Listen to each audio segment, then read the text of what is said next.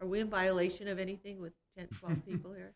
It depends on what you're looking at. The president's recommendation. On air. Call the adjourned regular meeting, Paramount City Council to order.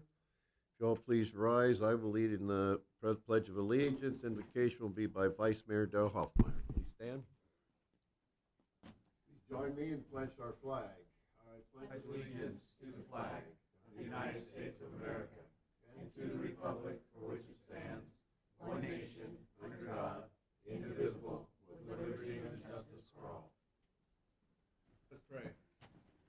Our dear God, we come to you tonight with thankful hearts for what we have in this country.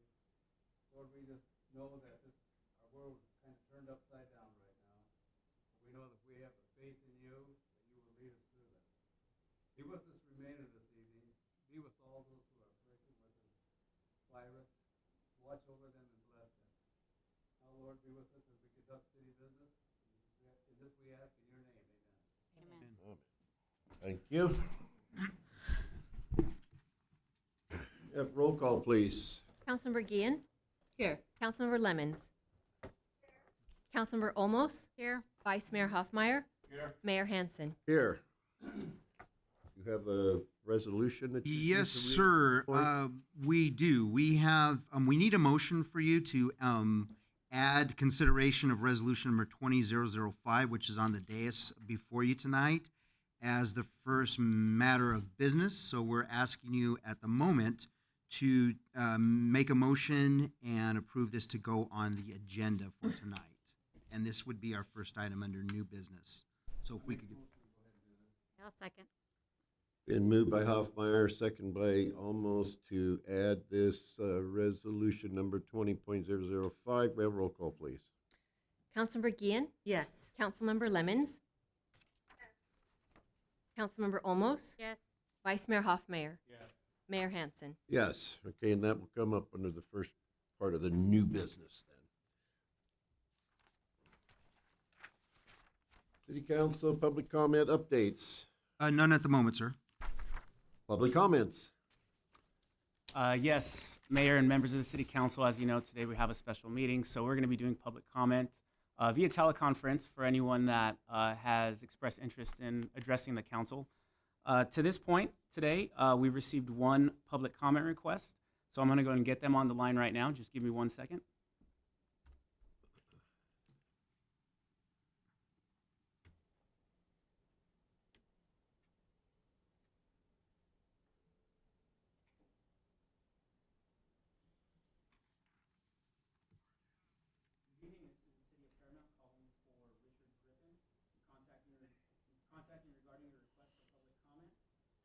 For the City Council meeting for the City of Paramount. You are now being broadcast to the City Council. Your comments will be limited to 3 minutes, starting now. Richard Griffin, 8519 Chester Street. Good evening, Mayor, Vice Mayor, Council members, City Manager, and staff members. I come before you not because you did anything wrong. I want to thank you for what you and the city has done for me. I qualified for a HUD grant a while back, which allows money to be used to upgrade a citizen's home inside and out to bring that home to modern safety standards. I wanted to thank all of you while Mayor Tom and Councilmember Darrell are still on board. Even though the house was done a couple of months ago, it did not pass inspection, a can of worms in itself. Without this grant, there is no way I could afford to do all the things to my house that the grant did. I am asked by old friends from school and church, why do I still live in Paramount? One, I was born in Paramount, and in June it will be 61 years. For second, the city has over the years have always had programs to help the citizens of Paramount. This is important for council members to maintain the staff, to continue to search county and state for more programs, placing the citizens first, even shipwrecks like me. I publicly thank staff members John Carver, hope I didn't wake him up, Art Contassis, and Artulio Garcia for their help. Thank you again, Paramount, it's our home. Okay, thank you. Okay, it looks like we have another speaker. Just give me 1 second, please.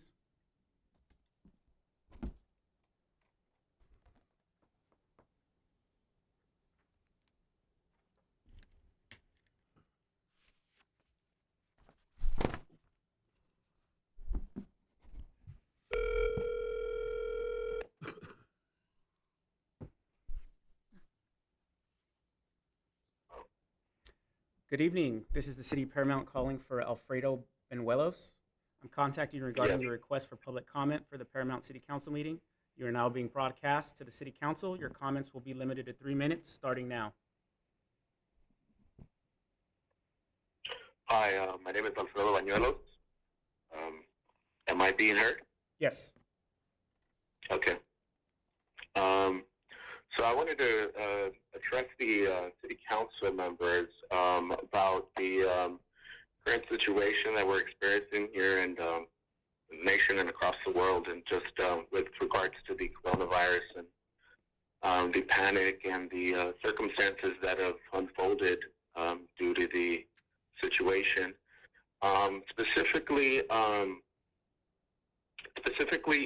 the one of the consequences that we're seeing is that people are being seeing themselves out of work, seeing themselves out of an income, seeing themselves out of basic necessities. And I'd like to request for the city council to see if they could perhaps mitigate some of the attempt to mitigate some of the consequences or circumstances that we're experiencing. One of them being the situation with housing and rents, and being the case that a lot of people are losing their income, their livelihood, or finding themselves in a difficult situation due to their children not having schooling here right now, them not being able to find daycare assistance and all that. Perhaps I'd like to request for the city to do everything within its power, not just regarding the housing, but everything within every subject that the power that they have power over. In this case, housing, specifically a moratorium on rents. See if perhaps they have any influence over a higher level of government to go ahead and actually pursue that even further at a wider level range. But just basically here in Paramount, perhaps more can be done in that regard to go ahead and assist people and mitigate with the damages and the stress and circumstances that are just emerging that we're starting to see unfold. And so I think it would go a really long way. I think people need it. And I encourage anyone else listening to go ahead and look up information on the Paramount Tenants Union. And if our local government is for some reason or another it fails to assist, we are organizing to go ahead and address this situation via the Paramount Tenants Union and other measures such as boycotts and protests. So go ahead and look us up, everyone, including our local city council, the Paramount Tenants Union, and I hope that you can actually do something so that such measures aren't necessary. Thank you very much. Thank you. No further public comments. No further public comments? City Clerk? None online. I'm sorry, there were none Not online. Okay. online either. This is a different meeting that I'm. It is, huh? How about the consent calendar? Second. Yes. I would like to ask that you remove the February 4th minutes from the consent calendar. I wasn't present, so I'll need to abstain on that item. Okay, fine. We'll pull that one then for the time being. It was moved by Hoffmeyer, second by Gillen, to approve the consent calendar with the exception of the February meeting. We have a roll call, please. Councilmember Guillen? Yes. Councilmember Lemons? Yes. Councilmember Olmos? Yes. Vice Mayor Hoffmeyer? Yeah. Mayor Hansen? Yes. I need a motion for the rest of those minutes. Make a motion to approve the rest of those minutes of Vegas. Second. Moved by Hoffmeyer, second by Gillen, to approve the minutes from, what was it, February? February Fourth. February 4th, okay. Have roll call, please. Councilmember Guillen, Yes. Councilmember Lemons, Abstain. Councilmember Olmos, Yes. Vice Mayor Hoffmeyer, Yes. Mayor Hansen. Yes. The motion carries. Thank you. Okay, new business. We have a previous motion to add to the agenda this emergency thing concerning the respiratory illness caused by the novel coronavirus. Yes, sir. Staff report. Yes, sir. This will be a tag team. I'm going to start it off with some introduction on what the city has been doing to address the COVID-19 coronavirus as we've all become familiar with it. And then I'll turn it over to our city attorney in regards to the staff report that was done. As you can see tonight, we're at a different seating arrangement. The department heads are in the audience. We're spread out by 6 feet. Your chair is exactly six feet apart from one another. That is what is recommended by the CDC, the LA County Public Health Department, and the State Department of Public Health. We have been practicing social distancing as well among the employees, among our customers here at City Hall. So we have also been sanitizing building fixtures and surfaces at City Hall and at the city yard. All the surfaces that you are touching today have been sanitized as well. So all this has been recommended by the CDC.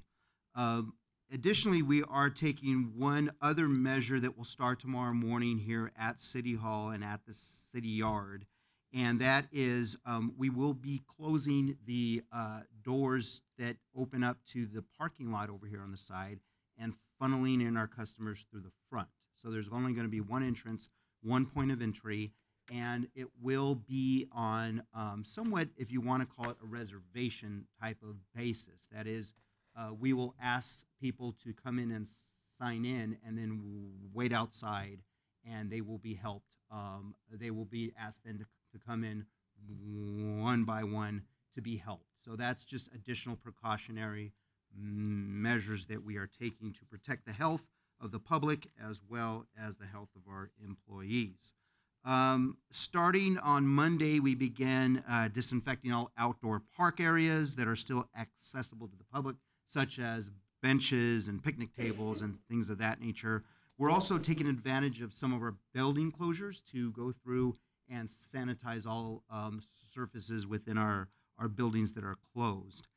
Yes, I mentioned all park facilities are closed. We've canceled our facility rental applications, and we have refunded the fees to any applicants. The following have been canceled: commission meetings, parking committee meetings, community events, including the Dia de los Niños, the Eco-Friendly Fair, the Sports League opening days, all recreation programs, classes, events, and this includes the YMCA programs. All parents and participants were notified by either the city or the YMCA in that case. We canceled all daily senior activity that was going on at the senior center, but we also expanded our services to our inbound seniors because, as you know, the governor had a recommendation that he released on Sunday asking for all seniors over the age of 65 to stay homebound. So as a result, we are advertising our senior shopping hours at local grocery stores. 2 of the 5 grocery stores here in town have opened up special hours for seniors to go and shop. We also are doing something different. We are developing care packages for our seniors, consisting of the basic food items as well as toilet paper and cleaning supplies. Just today, we had the swap meet already donate 144 rolls of toilet paper that will go in these care packages. We also are donating some stock of our own supplies from the facilities that are not being used at the moment. And so we are doing that as a measure to help out our seniors. And this is all being done by our rec staff that ran the after-school program, because as you know, the schools are now closed, and we do have staffing available to do that. Additionally, our recreation staff have been conducting daily wellness checks with Paramount seniors. who are registered in our elderly nutrition program. This is kind of neat because it's also turned into a social call for seniors. They appreciate the phone call, and many times they're on the phone for about 30 to 45 minutes with each senior because they appreciate hearing from them. We are also advertising to the general public that if you know of seniors that are inbound, please refer them to us. So you'll see a lot of that information going out, and we want to put them on the list for wellness checks. For those seniors that cannot come to the community center to pick up a meal, we will be delivering meals to them as well. We have waived the $2 per trip copay for participants using our taxi program. We're contacting local restaurants to donate hot foods for us to deliver to approximately 20 seniors that have requested the delivery of meals.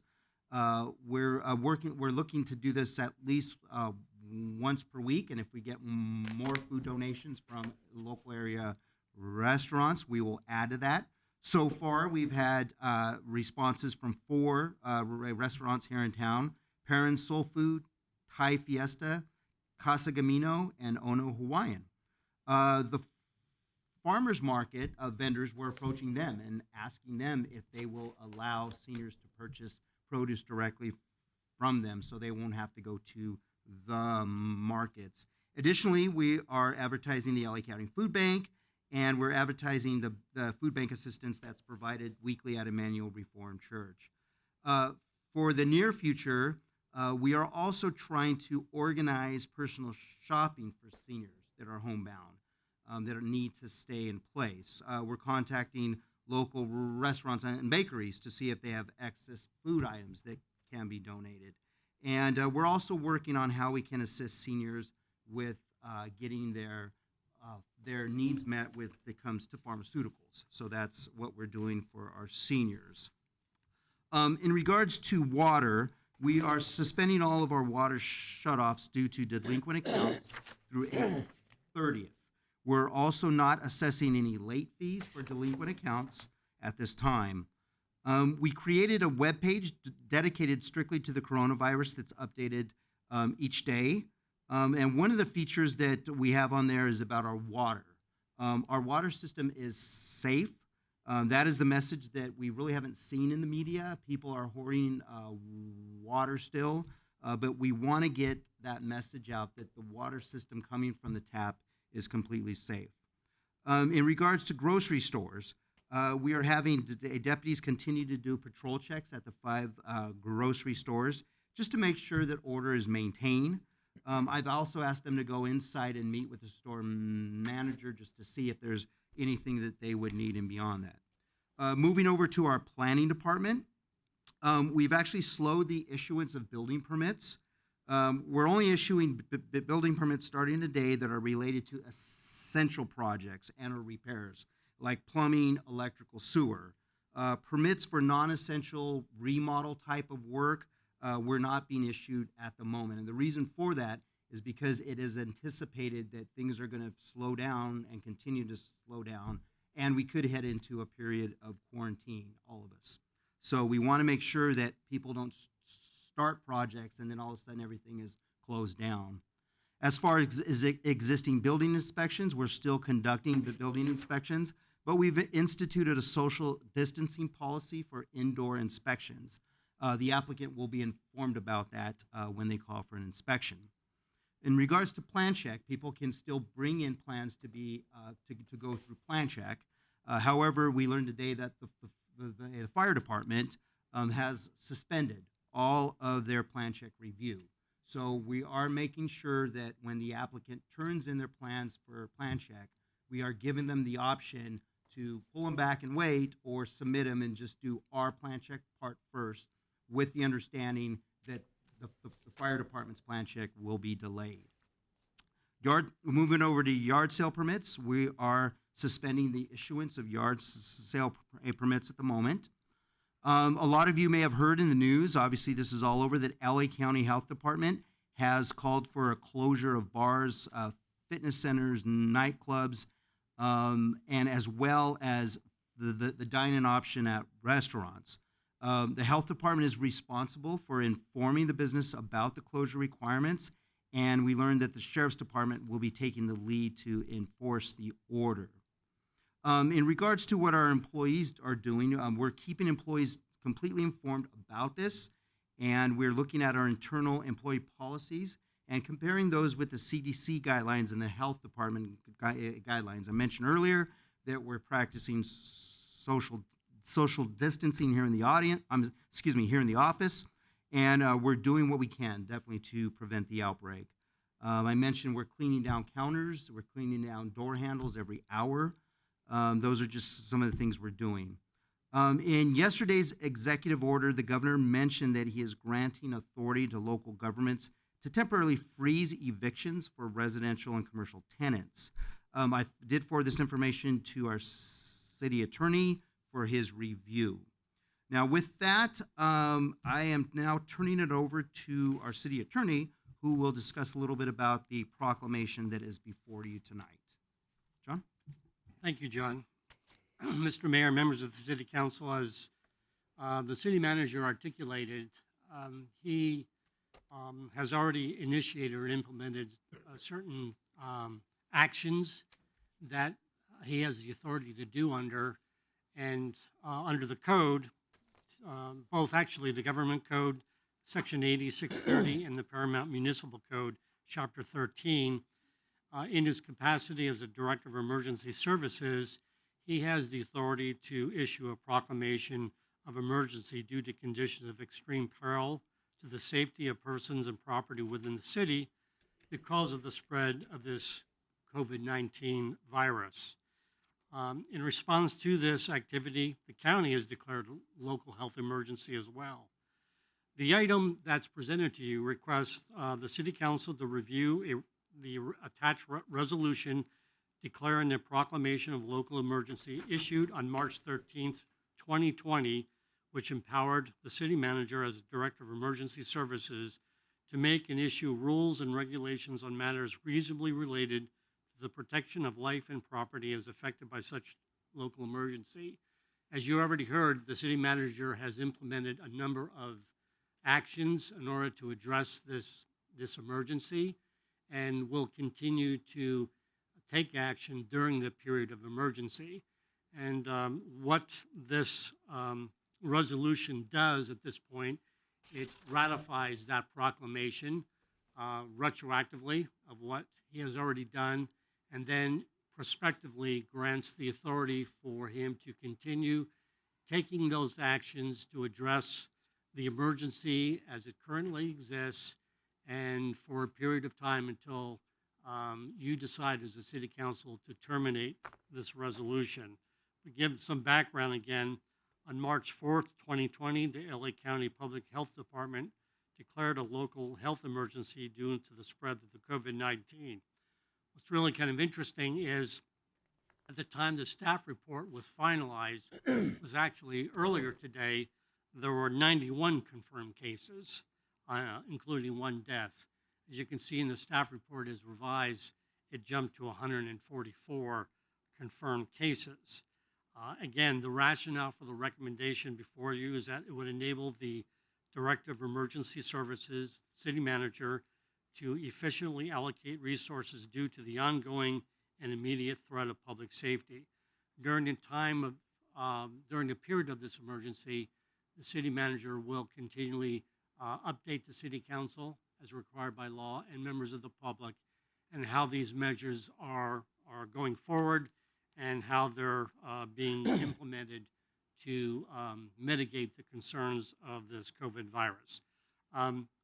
So in the resolution, we've articulated in section 2, pretty much everything there is consistent with what the city manager has already done and would like to continue to do.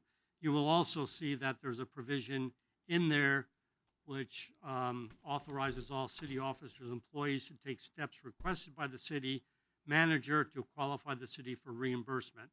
As you know, there's a number of reimbursable expenses that both the state and the federal government are going to be hopefully granting to local agencies. We want to make sure that this resolution is on the record, that we can actually make application for those. We want to be sure of that because sometimes if you don't have a permanent record like this resolution, we may not be eligible for reimbursement. And so that provision is in there. And finally, this resolution, because it is implementing extraordinary measures to address an extraordinary circumstances, it is temporary in nature. And under state law, we have to bring this back to you within 30 days to make a determination, for you to make a determination on whether you wish to continue it. Under law, this resolution will continue until you do terminate it, but it has to come back to you in 30 days to assess what is happening and whether or not you want to continue with that. So with that, I can answer any questions as to the legalities of this resolution, but as the city manager articulated, what's more importantly is the steps that he has taken to address this crisis. Mr. Mayor, if I could just add to, as I'm informing you about the latest that we have heard and that we're doing, we did take part in a briefing today with Sheriff Alex Villanueva. Just a few points to bring to your attention. They have redeployed court deputies and station detectives to the field. So it's very possible we may see two-man units out in our community, which is unusual. You know, the sheriff's department usually has one man or one woman units. And the priority, they said, is protection of making a visible presence in the commercial districts. Protection for all facilities that have gone dark at night. Any restaurants that have been closed or bars or clubs or fitness centers of that nature that have been closed. And the third is to reach out to homebound seniors for welfare checks. And of course, I mentioned to you, we're doing that as well. Also on the call was the administrator for the county health services. And what they do is basically supervise the healthcare facilities. The good news is this point, what he shared was that right now at this point, it's been very manageable. Of course, everybody's saying that we're in the early stages of the virus, so it will get worse. But at this time, they have plenty of capacity at the hospitals when it comes to the beds. But what their concern is, if it does get out of hand, the staffing shortage is what their main concern is at the hospitals. But at this point, they're saying that they are prepared and they will see what comes next. So I just wanted to add that tidbit of info. Okay, thank you. Questions? Yeah, I have a couple questions. So I didn't hear you address the eviction assessment. So are we going to look into that to determine if that would be a moratorium, or where are we at with that? Thank you, council member. And that's a real good question. The city manager did present that question to me. And I think the way I'm looking at it from a legal perspective, I think it's plausible that should the city council wish to go in that direction, we could probably prepare a moratorium ordinance for your consideration. My only concern is that it really has to be on a very temporary basis, because what I don't want to do is expose the city to challenges that it's a taking of private property. But I think if we draft it under the scope of being temporary in nature, I believe it will be a viable ordinance. So if the council at some time wants to entertain this and direct our office to prepare such an ordinance, we can do so. If I could just mention something, I think it's really important that we stay consistent with what LA County is doing and the city of LA, because that's who you see in the news. Mayor Garcetti, there's been a lot of confusion, and I've received a few calls and emails regarding parking and street sweeping as well as evictions. And so if the city of LA is doing one thing but Paramount is doing something different, it becomes confusing. So I think on a temporary basis, we kind of need to be consistent with what people are hearing in the news. Because I know right now, I think we're continuing to have street sweeping and issuing citations, but the news is reporting no parking citations, aside from metered parking. So that's kind of a concern. So I would like that to be addressed as well. Are we staying consistent, or are we going to play by, a different set of rules? Well, as you had mentioned, our our jurisdiction is different from LA's, and I Right. get the fact that the media is reporting one thing, and that's what the majority of people hear. I would encourage us to continue to sweep the streets as effectively as possible, and the only way to do that is to have the cars out of the way. We have introduced a number of measures already to be a little more lenient and understanding with the residents. And again, our primary duty is to keep it, for health and safety reasons, our streets clean. Once we do stop ticketing, it's a matter of how long do we continue with that, and how bad do the streets get? Do we pull it back again and then go back to it and go back and forth? So that's the challenge that we would be faced with.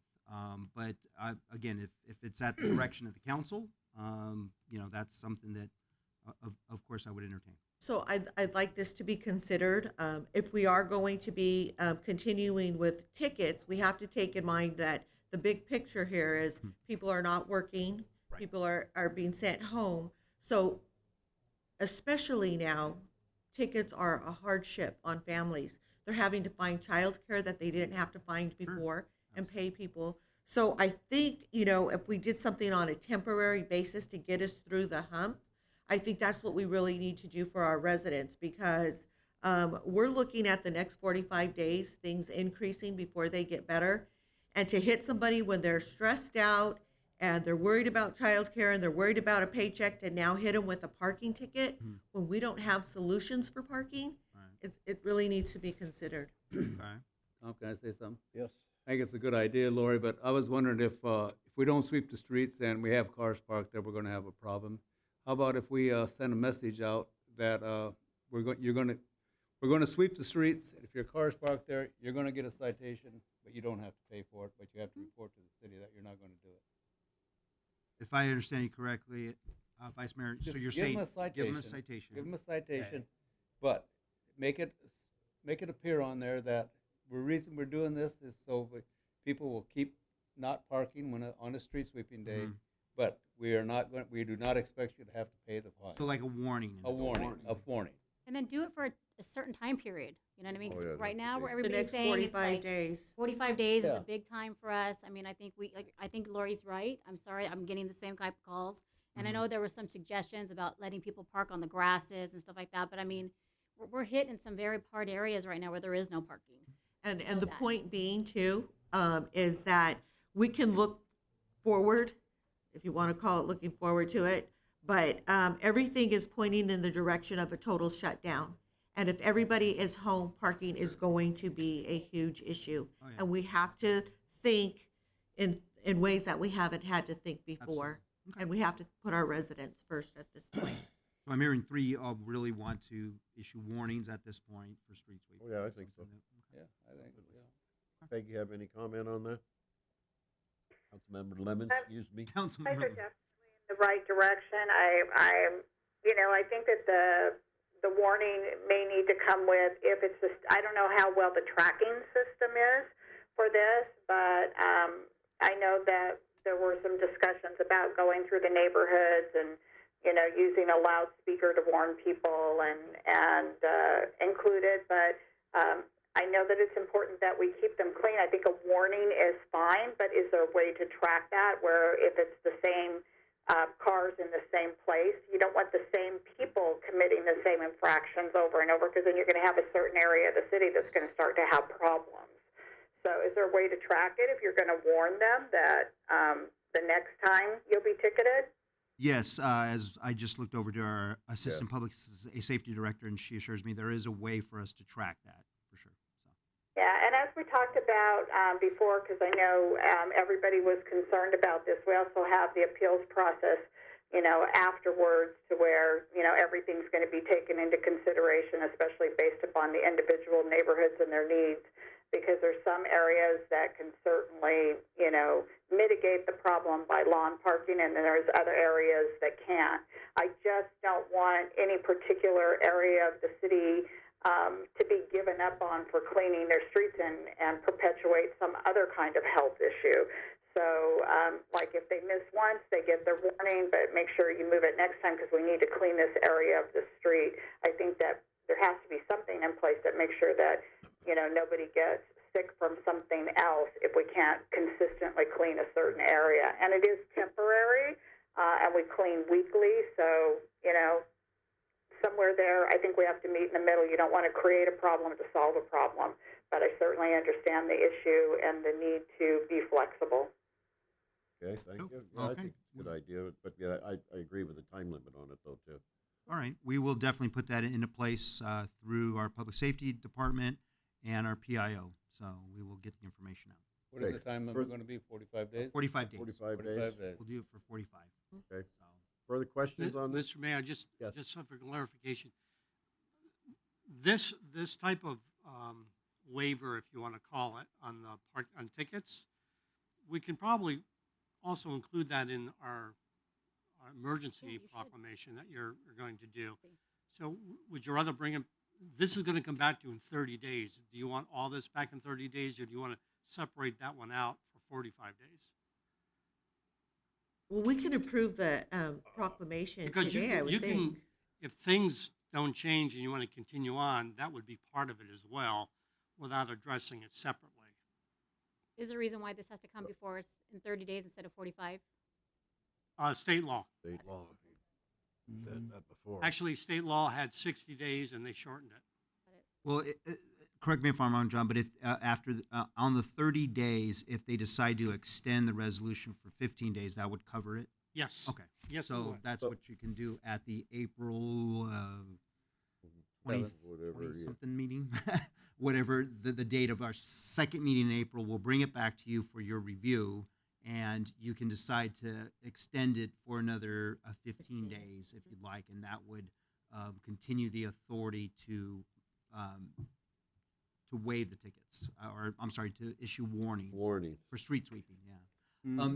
Before we move on off of that item, just to get back to what Councilmember almost brought up in regards to the eviction.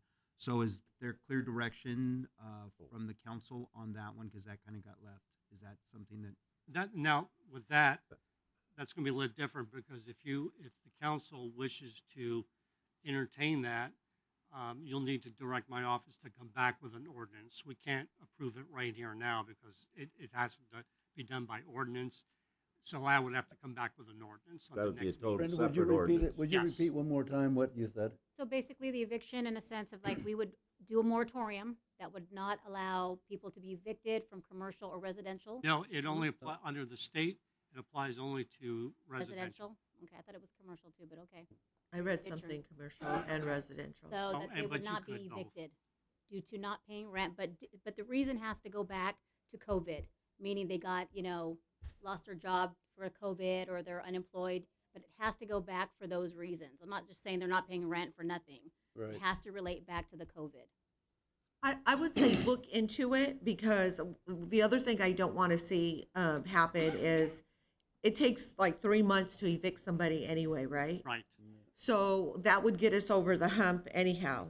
So look to see how the city of LA is handling it, because I know they have some special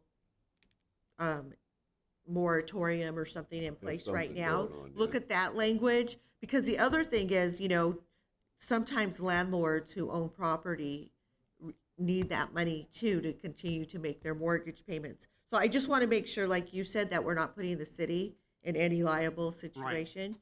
So I think we just need to look at the language. Yeah, and I would recommend that too, council member. The other thing is even though the state kind of issued a moratorium on that, we were talking to the courts today, and the courts are not entertaining any of those anyway right now. Exactly, that's what I'm saying. There's So, already things in place to We keep have that a from code happening. enforcement case, a pending case right now where it's a commercial property and they're in the middle of eviction processes, and they contacted the court, and the court said we're not entertaining those at this point.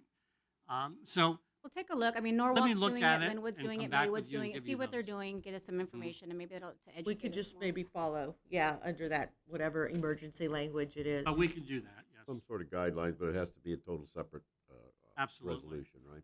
Okay, any further questions? And on if I may add this? too, real quick, on the call with the sheriff this afternoon, he did mention that they are suspending evictions, that the sheriff's department, who usually does the final lockout of tenants, is suspending that duty from deputies for up until the end of May. They're already doing something. So it might be covered under that as Be covered well. So underneath there probably then. Look into that and you. see where we are on that, and then we can go from there, correct?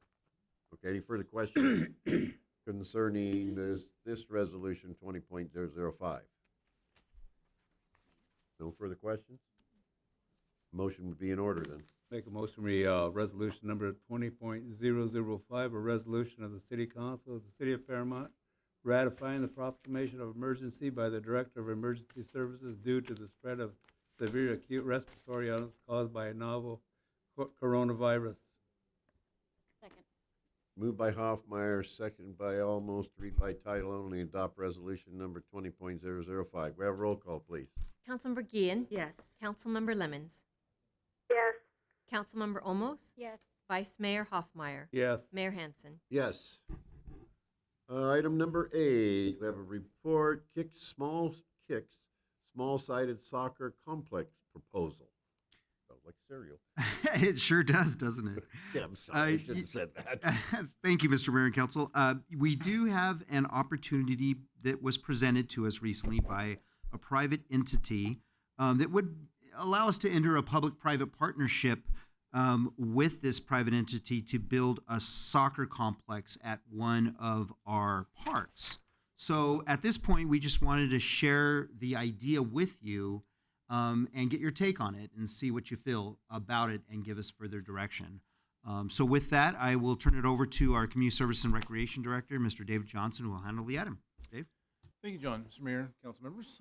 As John mentioned, KIX is a private entity that did approach us. They were actually referred to us by Supervisor Janice Hahn's office, and so I kind of want to walk you through what they're proposing.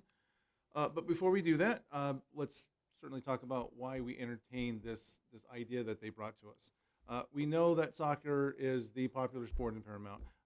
Children play it, teens play it, and then we also have adults on our parks playing it as well. And this, when we talk about space, this kind of goes to that conversation we had about a month ago at a council meeting about how we use our fields. We have a lot of allocated uses on our park spaces, soccer being one of them. Those existing park spaces are also impacted by the general public, who also want to use those spaces for just general play, pick up games of soccer, whatever it could be. So our parks are heavily impacted. So we always are looking ways to maximize our field use. And a full-size soccer field at this point, given our park space, is just not a possibility at this time. It is very difficult. They're large, they take up a lot of space, and it's a lot of funding. So we constantly are looking at our park spaces to reevaluate them, to see if they can be repurposed to other needs, and that's what we're kind of doing tonight. So I do want to start out there because you're going to see multiple terms. We've talked about futsal. Futsal is a smaller version of soccer. Small-sided soccer and mini pitch, they're all basically the same thing. They're taking a soccer field and making it smaller and using alternate surfaces. So again, this is a kind of a graphic of small-sided soccer. You see it's not a full-size soccer field. It's a smaller space. And typically what you'll see is 5-on-5, 7-on-7, 9-on-9. So obviously the advantages of small-sided soccer or futsal or mini pitch, you could actually get more fields in a smaller space. One of the other advantages that when you see them use these fields is the players are in constant motion because they're so in such a tight space. Players get more touches. And it's also an opportunity that if you're, especially in the youth program, they use it a lot for skill development.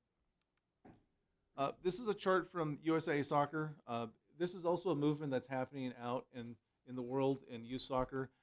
They are actually encouraging the use of smaller field spaces and smaller members of the team on the field. So you see that first highlighted section of field sizes, you see that they can range in very small sizes and they gradually go up as the kids get older.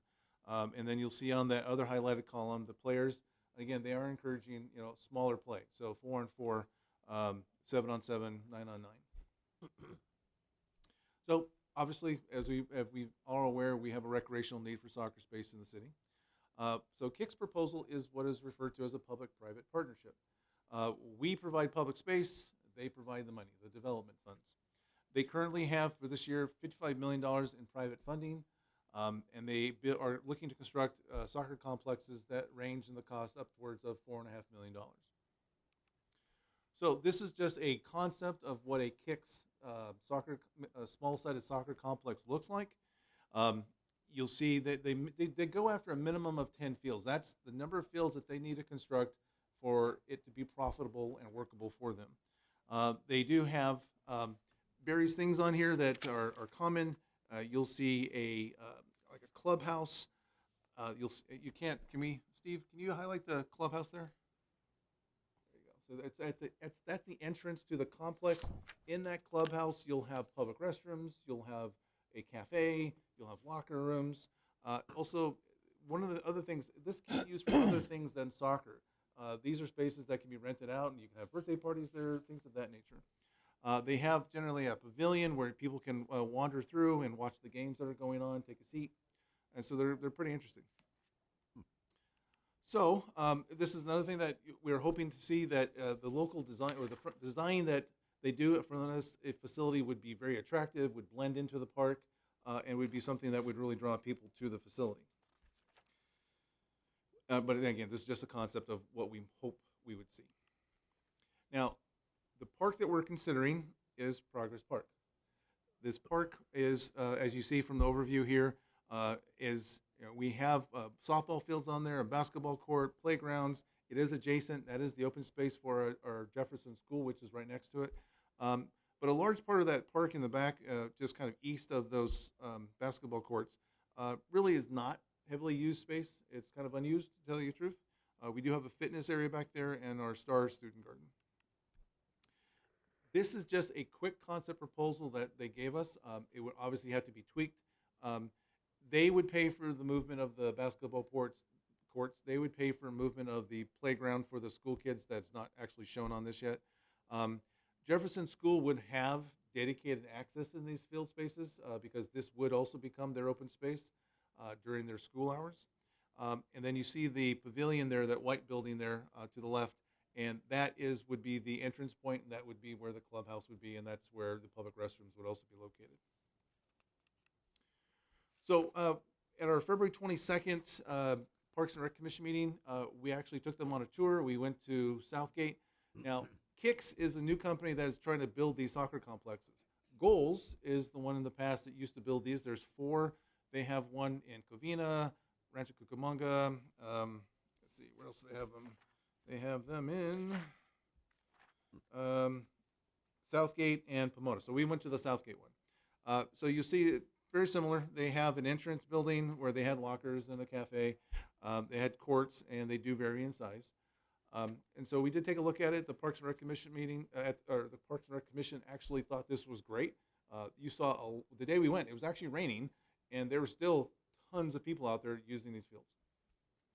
So just to be clear, again, they do charge for the use of these fields. It's $10 per hour per person, but they do get a lot of use. So what this facility could also provide is some state-of-the-art things that you don't currently see in our city. Obviously, they give us a mix of fields, so they can range from 5-5, 7-on-7, 9 versus 9 sizes. So they all use synthetic turf. And again, we mentioned the other amenities that you would see in the clubhouse. But they also, again, they're using LED lighting, so energy-efficient lighting. That lighting is focused into that field space. There will not be a lot of ambient lighting that will spill out and affect the residents on the south side of that park. They also have some sports technology that are very interesting. So our coaches that coach soccer in the city, high school coach, youth league coaches, they have the ability to actually use technology there to track the movement of the players, and they can go back and review that tape to see how that movement played out. Players that are trying to make a college tape to get a scholarship to go to college can actually make a college tape here at this facility to use in that process. So the advantages, obviously, if we can add soccer fields, it fulfills a community demand to provide soccer space. At this park, we have a very old restroom. The facility that they would construct would become the public restroom. And part of that commitment from them would be that they would operate that facility even though they may not have anybody renting out the space, they would operate and open that facility for the hours that we wish the park bathroom to be open. It does provide a small amount of rental income to the city, anywhere between $75,000 and $100,000 a year. Again, they also use this for tournaments. So they have futsal leagues or mini pitch or small-sided soccer leagues.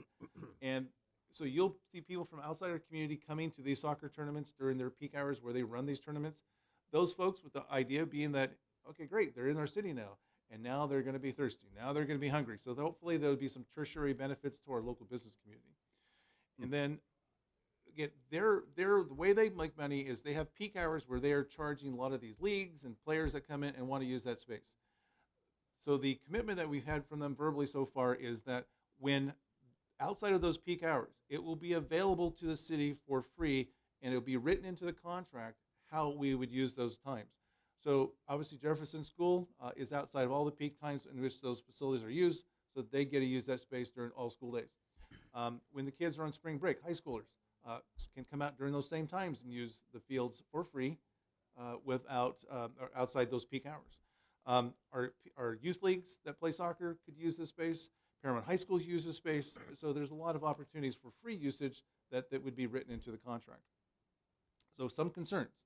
Again, I mentioned the lighting. The lighting is very focused inside the field space. There will not be a lot of ambient lighting that will go outside that space and affect the property owners to the south.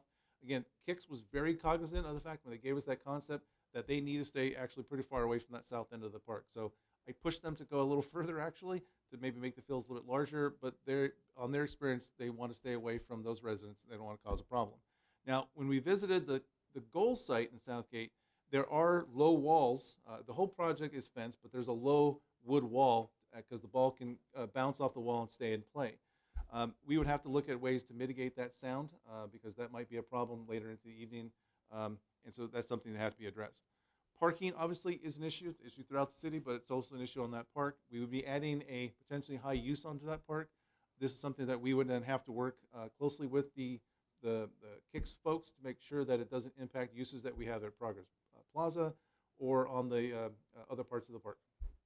And then you'll see obviously that we lost the softball field. So let me address how we're going to deal with that. All of this, again, these opportunities that we have would be things that we have to write into the agreement with Kix.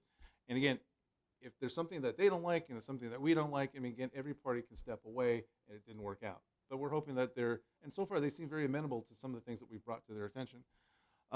We would have to manage the parking lot at Progress Park, but we also have the opportunity to work with Paramount Unified School District and have access to their Jefferson School parking lot. Again, the school generally ends around 4 o'clock. That's when most staff goes home. We do run an after-school site there, but we don't really impact the parking lot too much. So during those peak times at the Kick Center, this is something we can work out with the district. We could use their parking to let folks go there to then use the Kick site. The other thing that we would try to build in here is that we would try to get this group Kicks to actually pay for additional lighting. We'd have to coordinate with PUSD, but we could actually, there's 2 softball fields at Paramount High School West. They currently do not have lights. So if we're able to get this group to pay for the lighting at Paramount High School West, the school district would benefit because they would get lights, and that's where we would try to move our youth girls softball league over to. And so at this point, we've had the Parks and Rec Commission review it. They were ecstatically in favor of looking at this as an option. We would then, if depending on how council decides tonight, go ahead with community meetings to make sure that this is something the community wants and that we mitigate any issues they have. So we're really just kind of looking at this point for authorization from the council to begin negotiations with Kix and hopefully get this going. I'd be happy to answer any questions. Questions? Yeah, One question. I have questions. You were talking about the $10 admission. Yes. What does that cover? That gives you 1 hour of playtime on one of those field spaces. So each kid that's going to play soccer on that field has to pay $10 to get in there. That's correct. Now, that being said, there will be a lot of opportunities that the city, through negotiating this contract, would allow our general community to use it during non-peak hours without a cost. Again, they do bring in a lot of leagues from the outside. Players from the outside of our community will come and use this space as well. Yeah, that kind of leads me to a concern is we're having outside communities come into our city. How often are those futsal courts even being used? I mean, this is kind of like a smaller field than a regular soccer field? Are the futsal courts being utilized to full Futsal- capacity? You're referring to the futsal courts at Paramount Park? Yeah. Yes, they're utilized a lot. I can tell you right now that when we failed sometimes to open them at, when the kids are out of school, like on a weekend at 8 a.m., if we don't have it open, we do get phone calls. Okay, so PYSO, our current soccer team, will they have to pay for these fields to be used? No, that's one of the things that we would write into the contract, that we would have time or fields dedicated to POSO during their seasons. And who would take priority? Outside communities coming in on the weekends, after hours, or our own teams? I mean, are we guaranteed certain times? That's exactly what we're looking for in that contract, yes. We are guaranteed? We're priority? Yes, that's, again, part of the negotiation with this contract is that we would build into that guaranteed times that we have access for our groups, that we can use it for free. And again, if we're not able to work that out, again, everybody walks away, but this is something that they've told us they're very amenable to. But who's going to be at the bargaining table to make sure that we're getting what the community needs, what the community needs are? Because anytime you bring in a private entity into a city, sometimes the community needs are not, who's speaking up for what the community wants and needs? That's going to be my department. We'll be negotiating with Kicks. We're very familiar with the needs of PYSO. And this contract would come back to you for approval. And again, you would have a chance to look at that as well and see if it meets what you understand the community needs are as well. What else can these fields be used for besides soccer? Well, we mentioned to them that we also do concerts on the park. They said we can do that. We can have a concert on those fields. They have, if there's a business community that wants to have an event there, they can do that as well. So there's nothing really limits what you can do on those fields, but during their peak hours, that's when they dedicate it to soccer use. And their peak hours, are they seasonal or are they year round? I mean, because they're outdoors, right? There's not a cover over them. No, there's not. Okay. So what are their peak times that they're saying? If I remember correctly, again, you have Monday through Friday. You're going to usually see sometime after 6 or 7 p.m. And then on weekends, actually, she told me, and I think it's like Saturday morning, it was used, but after 3 o'clock, not so much. And I don't recall Sunday, but it was kind of like the reverse. I think we need to kind of look at that more. That's going to cause a lot of noise problems for the people who live on Madison as it continues. When you make that left onto Madison, I think that still remains Madison. I don't know. I don't think we should make any decisions tonight. I think we should just hear the presentation. Councilmember, actually, I'm just looking for the ability to talk to Kicks to see if we can enter into an agreement. As we move along with those negotiations, I certainly, through City Manager Moreno, can communicate some of the obstacles we're coming across or some of the very positive things that are coming across and keep you in constant contact with what's happening. So this is a kind of a closed meeting tonight based on our, exigent circumstances here, but I would like to hear from our current PYSO what they think about this. If they think it's something beneficial, if it's going to, because I know that right now it's all about space, park space. So we're going to take up this amount of park space. And I know you say it's not used, but there's a lot of families who sit out there on the weekends and do use it. So I want to make sure that that if we go forward putting these in, that not only is it that PYSO is on board with it and the residents are on board with it before we go into any type of negotiations. I just want to hear from the community first. Well, one of the things I did mention is, again, before we start negotiations, we can start community meetings and get that feedback for you. And I want to hear, and I would like PYSO to Mr. Mayor, come may in. I ask a question? Hold on just one second. Yeah, so I would like to Finish. see if, because I know they were interested in coming tonight, but they couldn't. So I would just like to hold off, hear from them, and then make a decision from here. I don't think that right now with the crisis that we have going on anyhow, that there's any exigent reason why we have to move forward on this right now anyway. Okay, Councilmember Lemons?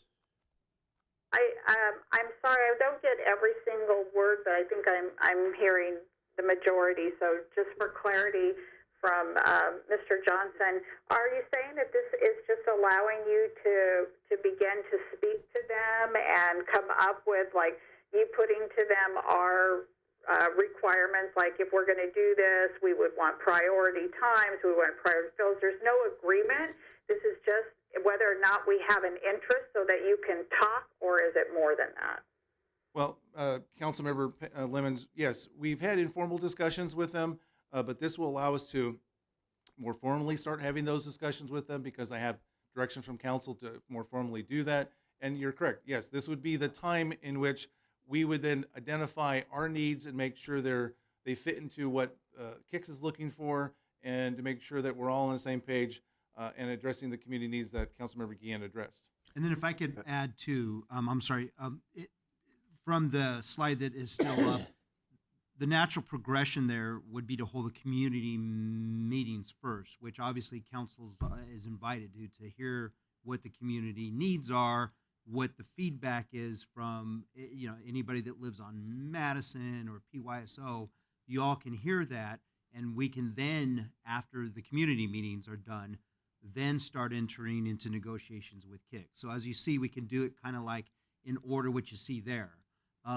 Also, after the community meetings, we can bring this back to you to give you feedback on what we heard before we start going into negotiations with KICS, just to make sure you're comfortable with what we've heard and what the direction is, and we have clear direction before we begin negotiations with them. Yeah, I think Right. So my understanding is not approving anything, not even approving, what will be there, when will be there. It's just direction to move ahead with talk so that we can begin the process of all of those things, like engaging the Yes. community, speaking to the sports people. It's Right. just, that us saying, yes, we have an interest, let's start to talk about it. Yeah, absolutely, Councilmember. If you were to tell us tonight, absolutely no way are we going to turn Progress Park into this, we would back off and complete. But we kind of sense that you guys are maybe amenable to this and you want us to continue further. That's kind of what we're asking right now. I'm just saying this is the first time I've heard of it. Sure. Mhm. So I want to keep in mind what is best for the community. And I can't make that decision to move forward into negotiations with them until we hear from the community. So if we can come to a resolution to where we all say, you know what, let's start talks with the community, let's hear from PO, and if everybody's on board, let's move forward into more talks. Clearly, they've already been in discussion with KICS anyway, otherwise you wouldn't have the renderings and you wouldn't have gone to a field trip. So that's already taken place. So I think the next process should be getting the residents involved in our clubs Absolutely. involved Absolutely. before we continue negotiations with KICS. Absolutely, and that's the direction that we That's would. exactly what I'm hearing, is that's all it is direction that we want you to continue talking.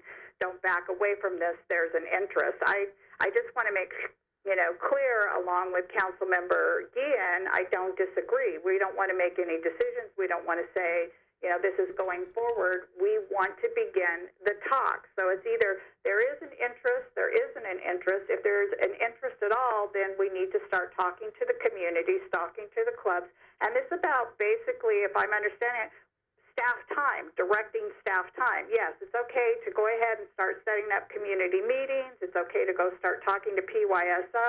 I mean, what we're doing is we're approving staff time, correct? Yes.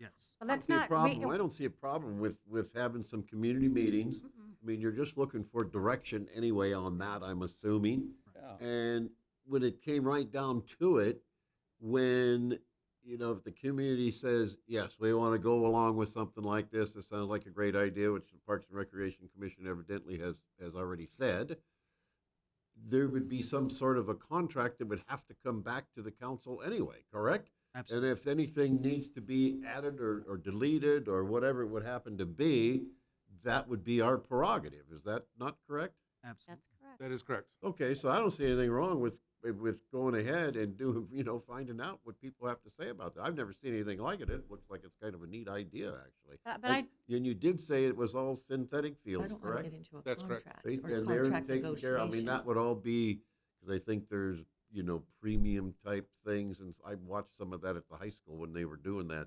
There's a lot underneath of that thing, that football stadium, soccer stadium, to even cool it. But I thought, why do they even need to do that? Which most people don't realize. There's water lines going underneath there to keep it cool, keep birds from roosting on it at night when it gets too hot. So I think it should have some meetings. I don't see anything wrong with it at all. I would be in favor of going ahead with that. Okay. But I do want to say one thing. We keep saying PYSO, PYSO. The ones that may be losing here is Paramount Girls Softball. So that's what we have to, because, again, That's I know another- it's an exactly. opportunities, and you mentioned that it's opportunities. If we can get them lights, if we can place them somewhere, that would be great. But what I'm saying is you kept mentioning PYSO, soccer, because that's great. If you Everyone, move soccer correct. here, there's a lot of people that are involved in this. I mean, the softball fields for the girls are key linchpin in this. If we Right. can't make that happen from the recreation perspective, then it's a done deal, or it's not a deal. We can't go Not a forward deal. if I can't replace those fields. And parking, we have to have, to say that the school district is going to allow parking lots because that area is already impacted. Then it's going to go into neighborhood parkings. At Spaney Park, where El Compa Restaurant is, they have parking issues there with the soccer. I mean, we're creating a lot of other issues, and it's about quality of life issues for the residents who live here. It may look pretty, and it may be a new bathroom, and it might be bringing in a lot of things, but I think that's why we need to bring it to the community, because it's going to have a big impact, a big footprint. Absolutely. And I want to repeat, too, that before we went out to the community, we wanted to hear from you guys. We wanted to hear that this is Progress Park. Okay, this is the park that we've all known. If you guys like it, it's going to be changed dramatically. So tell us now before we start holding community meetings. Because Have we looked at any other parks? Dave? Yes, we worked with Kix. We looked at a variety of parks in the city, and this one appeared to be the only one that actually provided the right footprint for what they needed.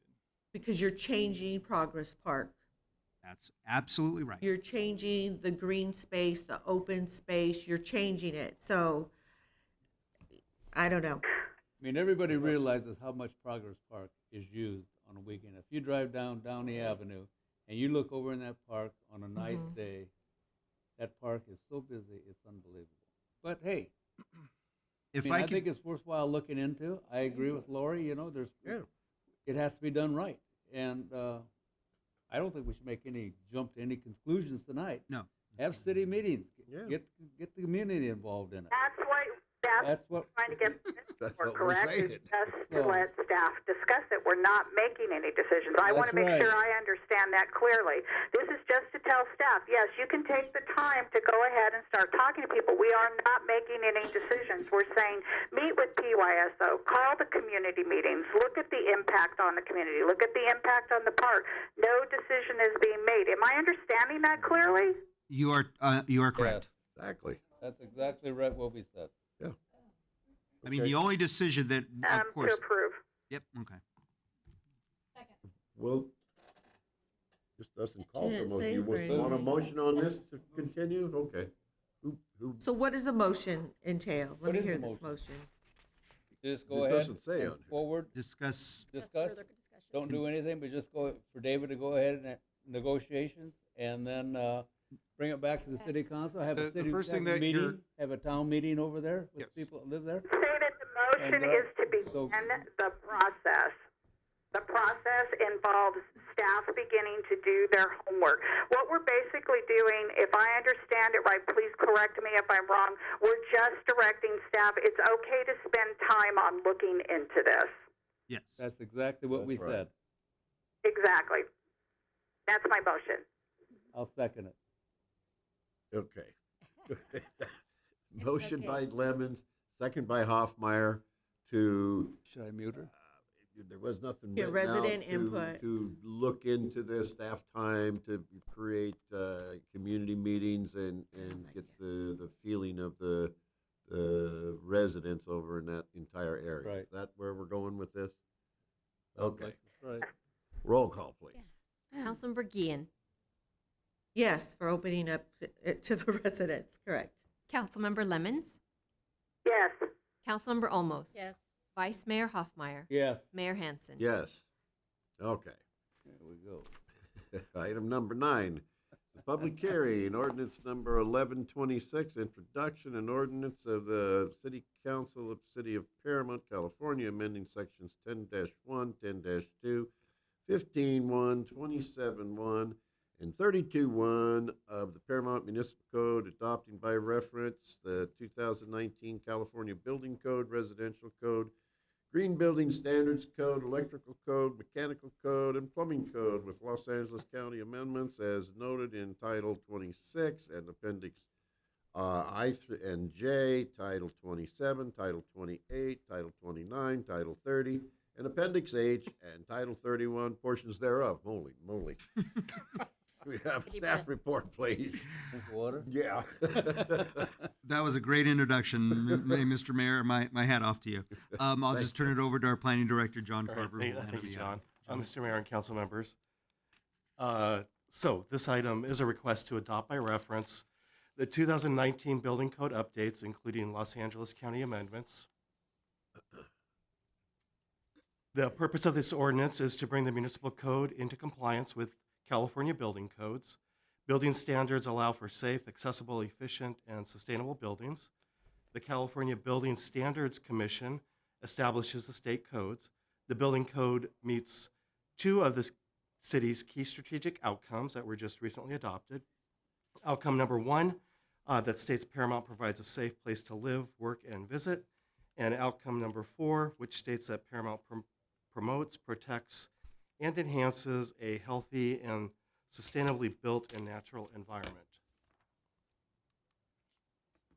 Building and Safety receives plans for plan check for verification of code amendments by a certified permit technician. Plans are reviewed by an outside consultant with a 10 working day turnaround period. Building inspections are conducted by building inspectors to ensure that work completed complies with the approved plans, and all building and safety staff must continue their education throughout the year. And it's recommended that you read by title only and introduce ordinance 1126, and I'm happy to answer any questions. Questions? Okay, this is a public hearing, and we'll hear testimony in the following order. First, those in favor, then those opposed. Do we have anyone wishing to speak in favor? Motion to close public No, hearing. wait a minute. No, Sorry. not yet. I do not have any. There's none over there. Anyone opposed? None here. Okay, now. Motion to close public. I'll second that. This is great. Motion by Almost, You guys are second by always such a- Hoffmeyer to close public hearing. Can we have roll call, please? Councilmember Guillen? Yes. Councilmember Lemons? Councilmember Lemons? Peggy? Yes. Councilmember Olmos? You guys hear me? Yeah, Yes. now, yeah. Yes. Hey, yes. Vice Mayor Hoffmeyer? Yes. Mayor Hansen? Yes. Any further questions or comments? Motion be in order then. Second. I'm not making a motion. You guys You gotta said a make the motion order. I make a motion to read by title only and waive further reading, introduce ordinance number 1126 and place it on the next regular agenda for adoption. Second. Second. Motion by Hoffmeyer, seconded by Gillen to read by title only, waive further reading, introduce ordinance number 1126. Have roll call, please. Councilmember Guillen? Yes. Councilmember Lemons? Yes. Councilmember Olmos? Yes. Vice Mayor Hoffmeyer? Yes. Mayor Hansen? Yes.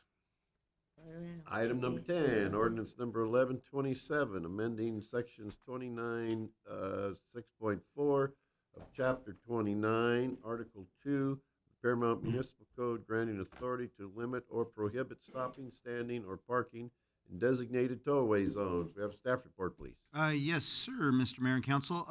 You may recall last year we implemented new rules for our resident permit parking area, and we went through a whole clearance of some of our old permits, and we issued new permits.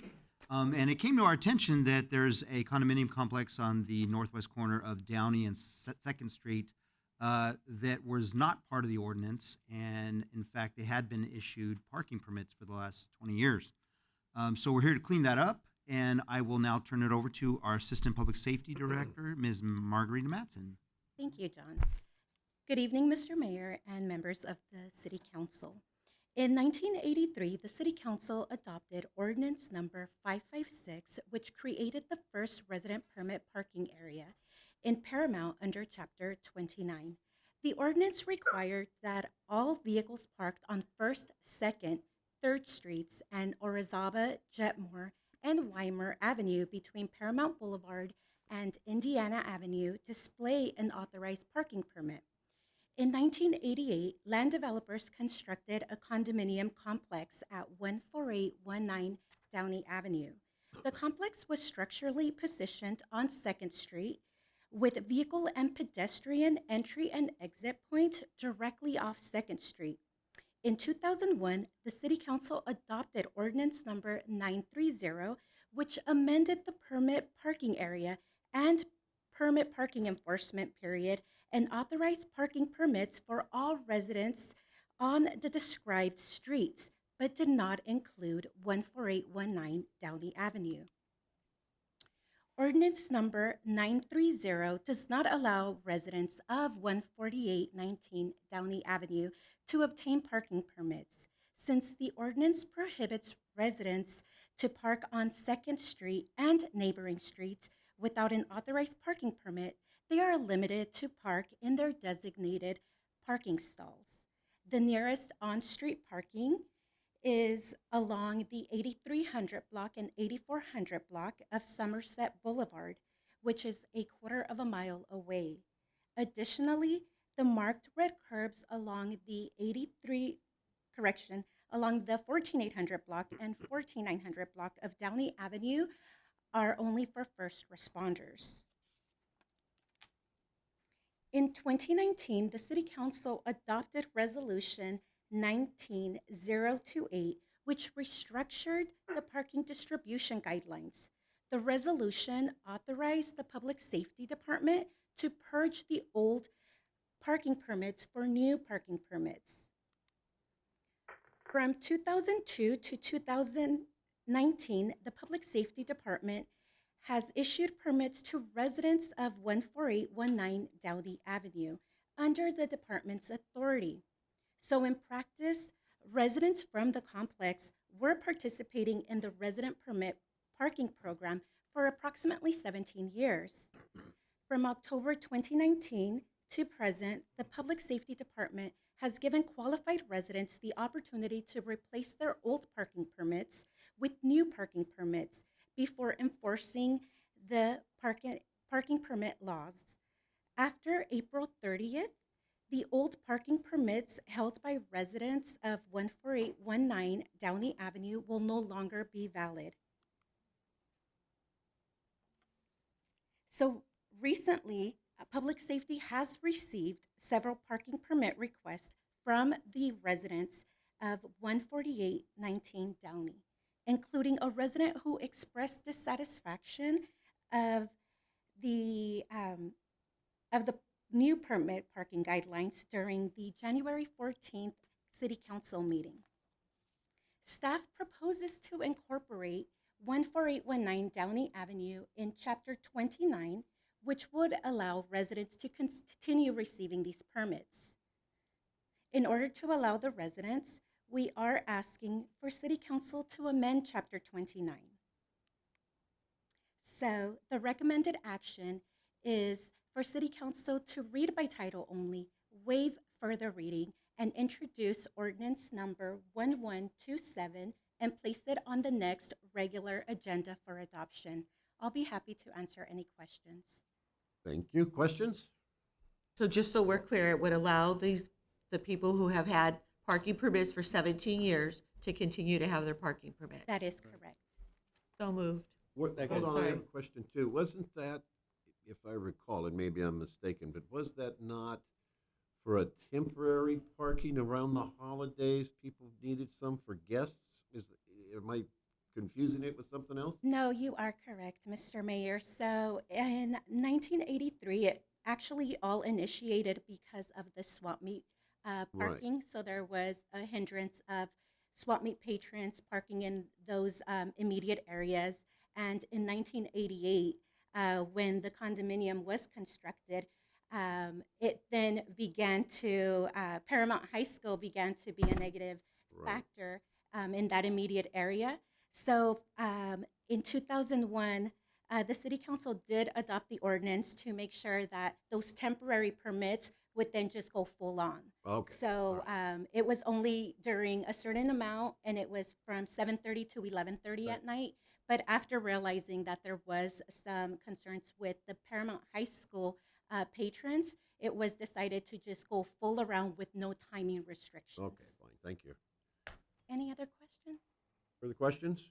Okay, Moved in second already. you move it? I moved it. He's Okay, seconded. we got my question, I need. Motion by Gill and second by Hopmeyer to read by title only, waive further reading, and introduce ordinance number 1127 and place it on the next regular agenda for adoption. Have roll call, please. Councilmember Guillen. Yes. Councilmember Lemons. Yes. Councilmember Olmos. Yes. Vice Mayor Hoffmeyer. Yes. Mayor Hansen. Yes. Item number 11, West Santa Ana Branch Bikeway Phase 2, Rosecrans Avenue to Somerset Boulevard, approval for professional services agreement with SOMAS to provide professional environmental and engineering design services. City project number 9932. Grab staff report, please.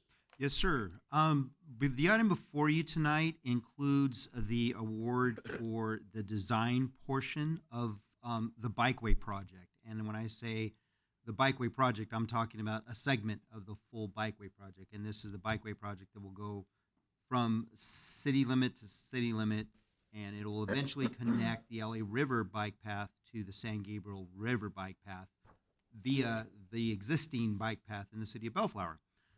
So we would like for you to award this part of the design. So with that, I'll turn it over to Public Works Director, Ms. Adriana Figueroa, who will handle the item. Adriana? Thank you, John.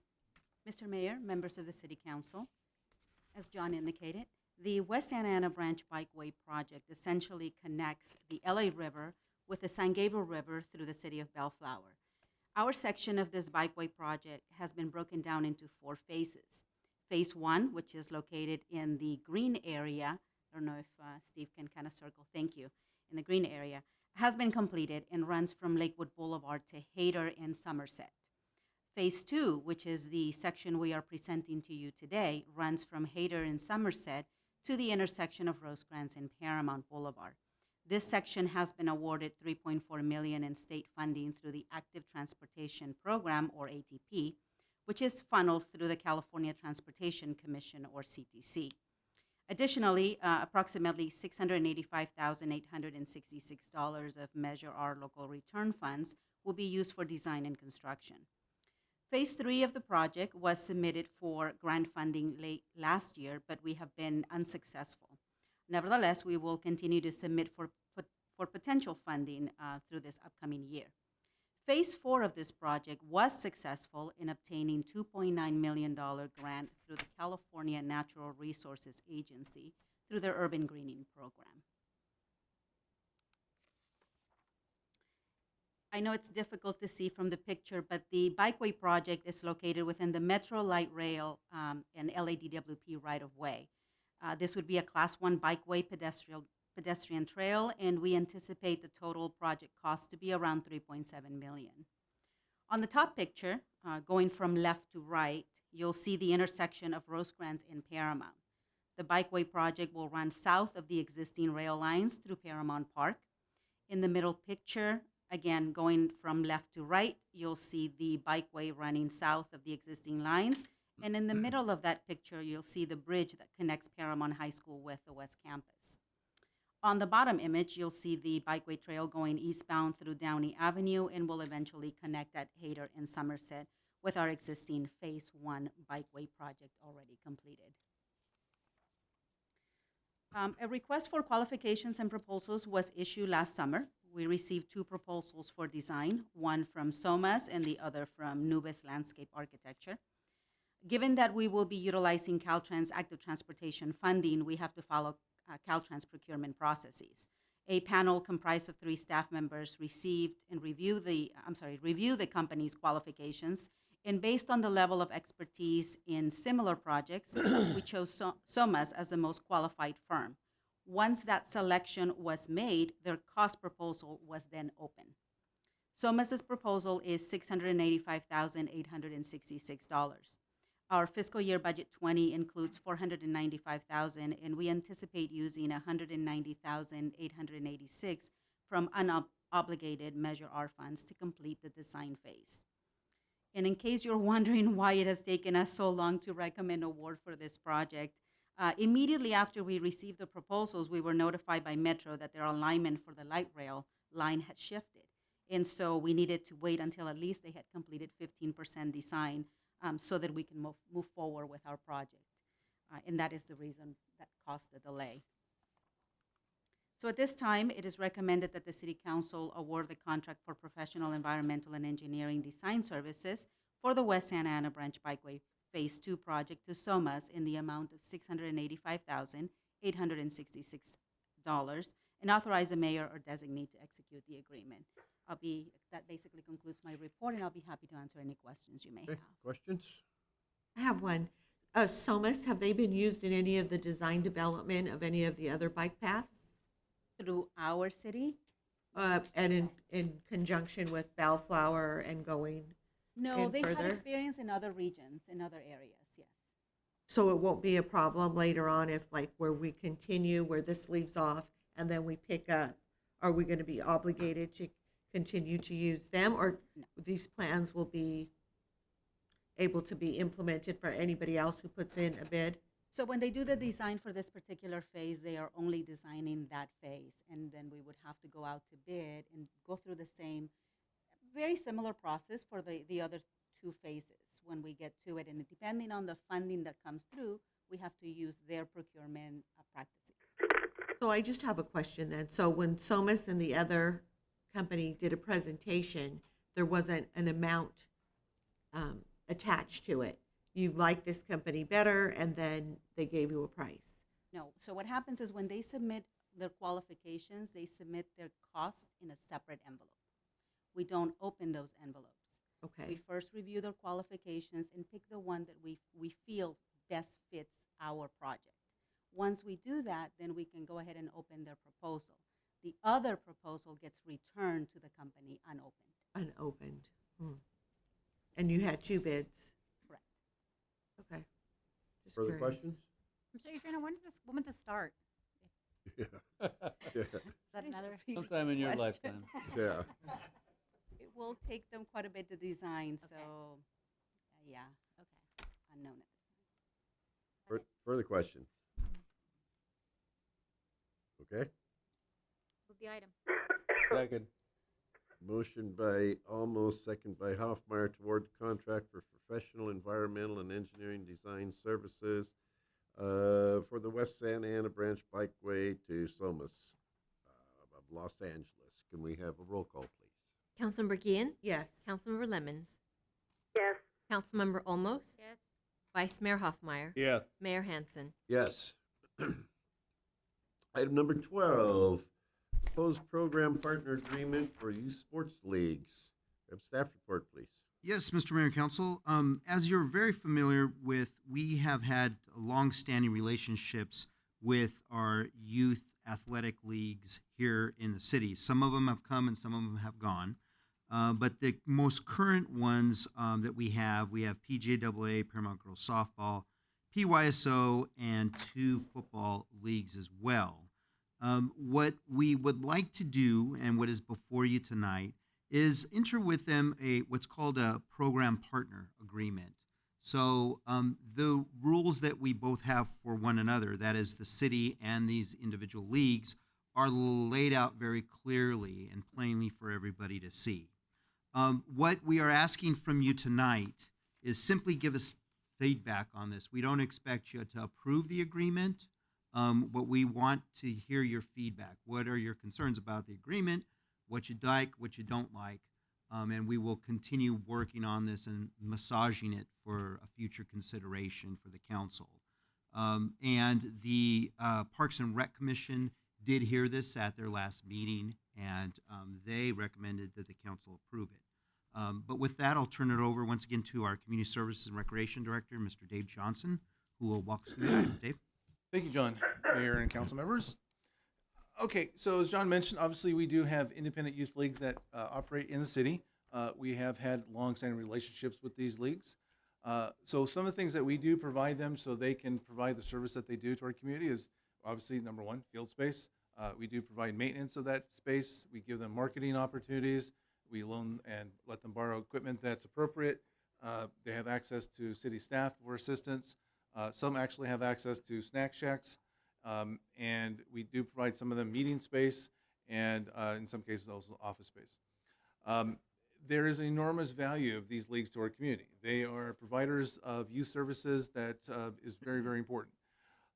However, as John mentioned, what we're looking for is a way to make this relationship easier by putting the kind of all the things that we've applied over the years in writing so both parties are fully aware of what their obligations are.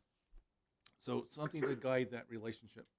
The commission, as John mentioned, did review it at their last meeting. They did recommend that we move forward with this. At that meeting, Paramount Girls Softball and West Coast Rebels did attend. They were, at that time, they did express support for this. They did not really have any questions, but they expressed support for it. And the commission, again, did recommend approval to go to council. So what we currently have in writing is fairly simple, and it's existed for years and years and years. They must be must be based in the city or demonstrate that they have value to the city. And again, youth leagues obviously do that quite easily. They must be a nonprofit and maintain that status throughout their time. One of the things that council has been very adamant in the past is that to use our field space, they must maintain a 75% participant residency. So all of them must meet that. They obviously have to have liability insurance to cover their kids while they use our space. They must provide to us a membership roster. That's a roster of their coaches. That's a roster of their participants. They must have a governing board. And they are required to submit a budget and a financial statement. And our rules have always indicated that we have the right to conduct an independent audit. So the elements of this program partner agreement, this proposed agreement, is more clear about what we're expecting. It provides a lot of clarity, a lot of definitions that don't currently exist. So we are telling them, and they all have been, a 501c3 specifically, and they have to maintain that status throughout.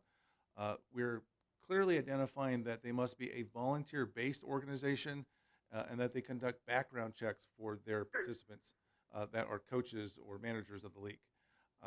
We tell them they must have bylaws and provide notice of those meetings to the city so we can attend to make sure that we're aware of what's going on.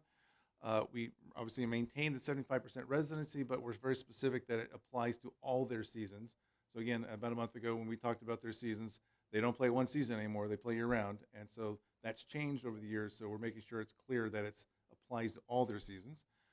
Specifically, we're telling them that you use our fields, you cannot sublet or lease those fields or charge for the use of those fields to any other groups or anybody using that space, because we're giving those fields to them for free. They cannot then turn around and give it to somebody else and charge for it, or give it to somebody else and not charge them for it. They don't have that authority. The field permits are for their organizations.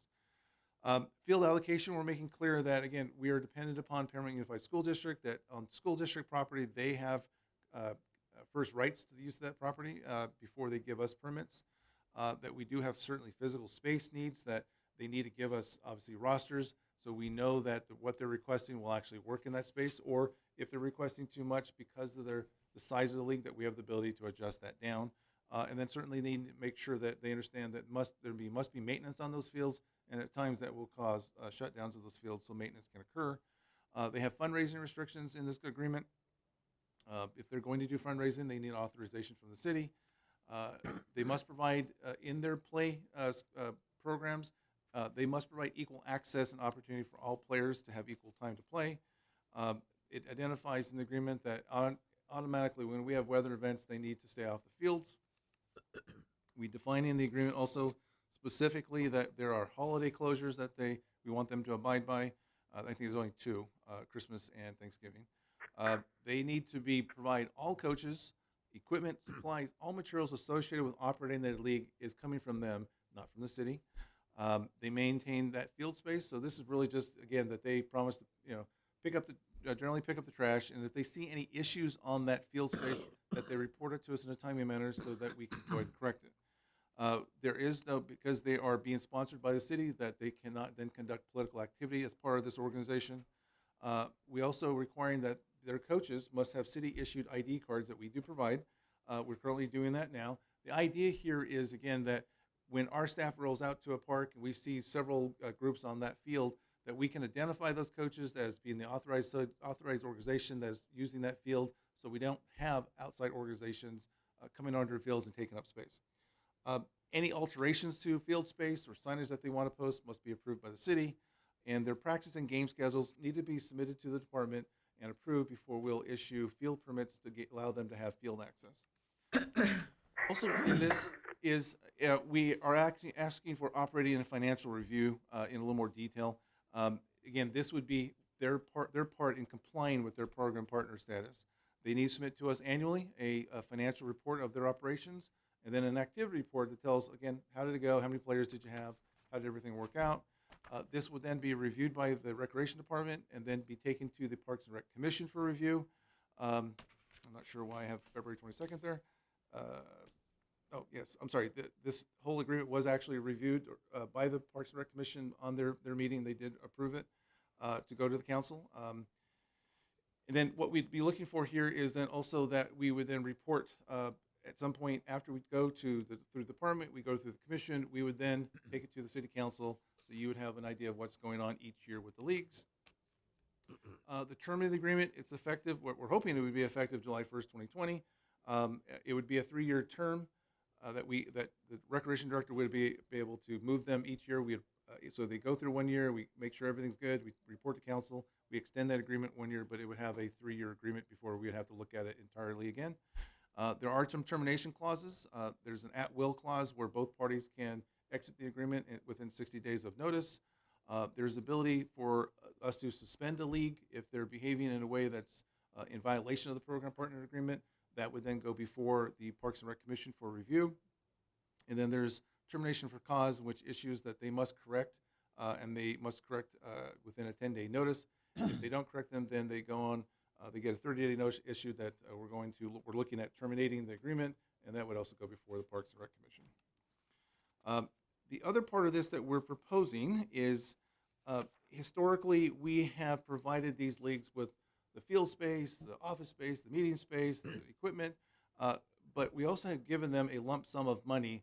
And the origin of this was that, again, this occurred way many decades ago, that they would use those funds to make sure that their costs to operate the league, the fees that our community residents would pay, would be lower than surrounding communities, that we would drop that cost down for everybody. We have surveyed many cities around us, cities also that I work with in the Southeast, and this is a very uncommon benefit. Again, when we talk to these other cities and we tell them what we do for our youth leagues, they're like, wow. But the cash, the lump sum payment is very unique. We did not find another city in our survey that did this. The last city that did do it was Linwood, and they ended that in 2009 during the Great Recession. So our current status is, just to give you an idea, in FY19, PWA qualified for $6,000 out of the $10,000 that we budget. So each league currently, it's PWA, girls softball, POSO. We put in our community promotion budget $10,000 for each league. They're eligible up to $10,000. Depending on how many kids or players qualify, they get $55 per qualified player. So what PWA qualified last year is $6,000. Girls softball qualified for $3,000 approximately, and PYSO qualified for $10,000. Now that went directly to them, and what they do in our process is that we put $10,000 or any amount into escrow that they qualify for, and then they submit invoices for uniforms, equipment, and then we pay that company for that equipment. What we're recommending is actually ending that lump sum payment directly to the leagues, and then take that money instead and create a scholarship program to support directly those families that are not able to afford these youth league fees. These funds would be able to support not just those 3 leagues, it would support also West Coast Rebels, FNL, any member of our community who's not able to afford to play in these youth leagues. We would be able to use those funds as financial support to those families. What we're recommending is that in this current season of 2020, during their recreation season, which they're hopefully going to enter into soon if after all this coronavirus thing is over, there would be no change in those subsidies. So they would again submit those rosters. that they normally do. We see which kids qualify, and they would get their full funding that they're eligible for. Turning to the 2021 season, this is when we would reduce their potential subsidy up to down to $5,000. Any other funds left over that they don't use would then go into the scholarship program that year. And then by 2022, that there would be no direct subsidy to them at all. All the funds would be used in a scholarship program to benefit needy kids that want to play in these leagues. So the money, how it'll work, it will still flow back to the league. So girls softball, they send us 5 families that have 5 girls that cannot afford to play. What we would do then is sit down with those families, determine what they're able to pay, and then recommend the balance payment coming from this fund, the scholarship fund, and then we would send those families back to the league, and we would then provide a payment to the league for the balance that those families owe.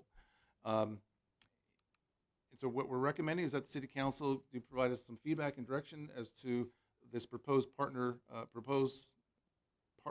partner agreement for youth sports leagues, and also regarding the funding transition away from a direct subsidy to a youth scholarship program. I'd be happy to answer any questions. Okay, questions? I do. I do. I have good questions. So, Go ahead. want to go? Go ahead. I'm so glad you're doing this. I think it's about time that we're doing something like this. I think everything was really fluid back in the days. I think we had a lot of verbal agreements when we did softball. But I'm so glad that you're putting this into play, because I think it's going to just have all the organizations organized and working with you guys to making sure that you're getting what you need and you're getting the league's giving to you what you need as well. My only thing on this is I just want to talk about the termination for cause. So if you decide to terminate with cause 10 days, let's say, would that be in the beginning of the season? So this would all happen in the beginning of the season. Rosters would come in. You would determine that they have everything. And if they don't meet the requirements, then it would be a 10-day termination. Is that how I'm understanding the termination? Well, again, this is one of those spirit of the law things. Right. Again, in most situations, there are going to be issues that we would take before the Parks and Rec Commission to say, okay, we have a problem here. Parks and Rec Commission, please give us direction as how do you want us to address this? Again, the reason I started with the slide that I did is these leagues are really important to operate in the city. Right. I don't want any of these leagues to go away. So this is not to go after them and squeeze them out of here. And quite the contrary, it is to make it so they can operate more clearly with the direction that we're trying to provide. So a lot of it, again, you have that in it. So this is if the league does something just horrific, and I obviously can't think anything in my mind right now that would cause that. But most everything is really, okay, we're having a problem here. Instead of just my department handling it, we would take it to the appointed commissioners that you appoint and say, okay, this is the problem that we're seeing with this league. What would you like us to do? How would you? And certainly we would make a proposal. But again, immediate cessation of a league is not anything I would ever want to do. But again, if they continue to behave in a way that's inappropriate, we would certainly look to suspending their program partner agreement until they can make those corrections. Give us an example. Of just us taking it to the Parks and Rec Commission? Yeah, for termination. Well, one would be, I mean, again, we've had historically problems where they ask for field space and permits before we even see the size of their league. When you say they, who are you talking about? All of them. Okay. So all we want to know is, again, a working roster. Tell us where you're at, because we have seen in the past, and I'll use PGAA as an example. They say, okay, we want all the ball fields at Paramount Park and Paramount High School West for 5 days a week for 4 hours a day, and then we go out to the parks and we don't see them in use. So that prevents us from programming that space in another way. If we get those practice schedules, their roster, their game schedules, we're more able to identify that, you know what, your size of your league is not appropriate for that amount of time. And that's actually something we did with girls softball this last year, is that because of the size of their league, we did not grant them 5 days a week. So is there a time in here that they can provide you the rosters? Because I don't think there was like a time frame. So There's no time frame. All it says is that you must give us those rosters before we'll issue the permit. So we're willing to accept just a working roster. Give us an idea of the size of your league before we go ahead. And we also wouldn't issue permits for game schedules until we see a game schedule. So with that being said, I'd like to see some time requirements like you're talking about. They need to present a roster by a certain time. And then once you receive the roster, you have to give them a time back as to how many days you're going to approve it in. Because I don't want you waiting, and then I don't want them having to wait for the approval so they could so that they have a timeline. So usually if you're requiring something, there's usually dates and times associated. Once you have 10 days to submit, we have 15 days to respond. So there needs to be some time limits in there. And then using your own words, Dave, you said you don't want anybody to feel like you're trying to squeeze them out. With the way the language is written as far as like the termination for some egregious example, I think that to take the monkey off of your back, I don't think it should be done just at the direction of Parks and Rec. I think something like termination should come before City Council, only because I know there's been some history in the past when other recreation things have been taken away. You take the heat for it. And I'm not going to say what those are, but I think we all know. So I think just so that, I think the proposed program partnership agreement is awesome, because if it's not written and it's not policy, then it doesn't exist. And there's too many variables that go into that. So the policy is good. I'd like to see some numbers, some times. I'd like to work on that termination, that there's an appeals process. If this were to occur, you have the right to appeal it. I think there needs to be more in there as far as that goes for certain lawful proposals or reasonings, rationales, if you will. And then I'd like to hear, has this been proposed to the organizers of the teams, whether it's the softball or the soccer? Was this given to them where they've had a chance to respond to it? Again, girls softball and West Coast Rebels, the football, were at the commission meeting in which we presented it. They supported it, did not have any further comments. Okay. We sat down with actually PYSO last week and actually walked him through the details of it. He was not able to attend the meeting with the Parks and Rec Commission. Right. We have not heard from CAA, but I've mentioned to him in the past, and again, he's in favor of anything that provides clarity, but we have not walked him through the details of it yet. To your other comments, I fully agree, and thank you very much for making those comments. This is really to get some of that heat off the department, that we're not making arbitrary decisions, and that we do have a body to take it to that is separate from us. We certainly will make recommendations, but that body will then give us feedback and direction as to how to proceed. And in the policy, I think that needs to be spelled out, how it's not, the term "at will" makes it sound like, hey, if I feel like doing it, that's what we get to do. And I don't think should be in there. I think it needs to be a more formal procedural process. We will certainly make some changes and provide that provide that to council, because that is certainly not the intent. You're absolutely right. We're going for So, yeah, so with that being Comments said. or questions? That's what I'm asking.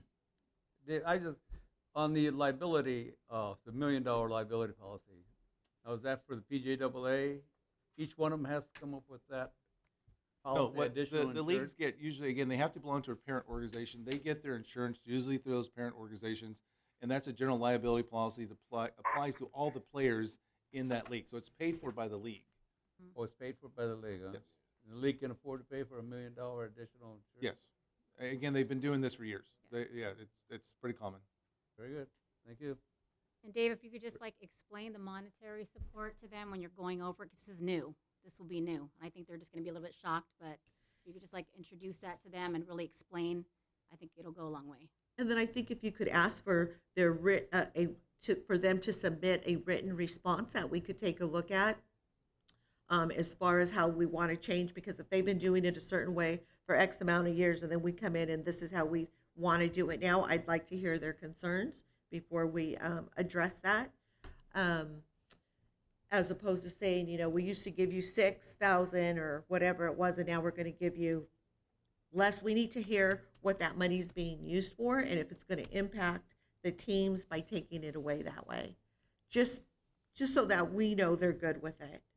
Especially if they've been, past pattern of practice, this is how it's been done.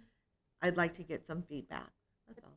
The only thing I'm going to say to that, Lori, if you get open feedback, it may cause a change for this. I think we have to decide what's best for the leagues on the city's end. Yeah, but So to if we make get- a decision, you got to have, if you want to make a decision that's fair to both sides, you have to hear what the concerns are. I mean, yeah. I mean, we I'm can not saying hear we're them. going to do it. I want to hear what the Okay, that's fair concerns enough. are.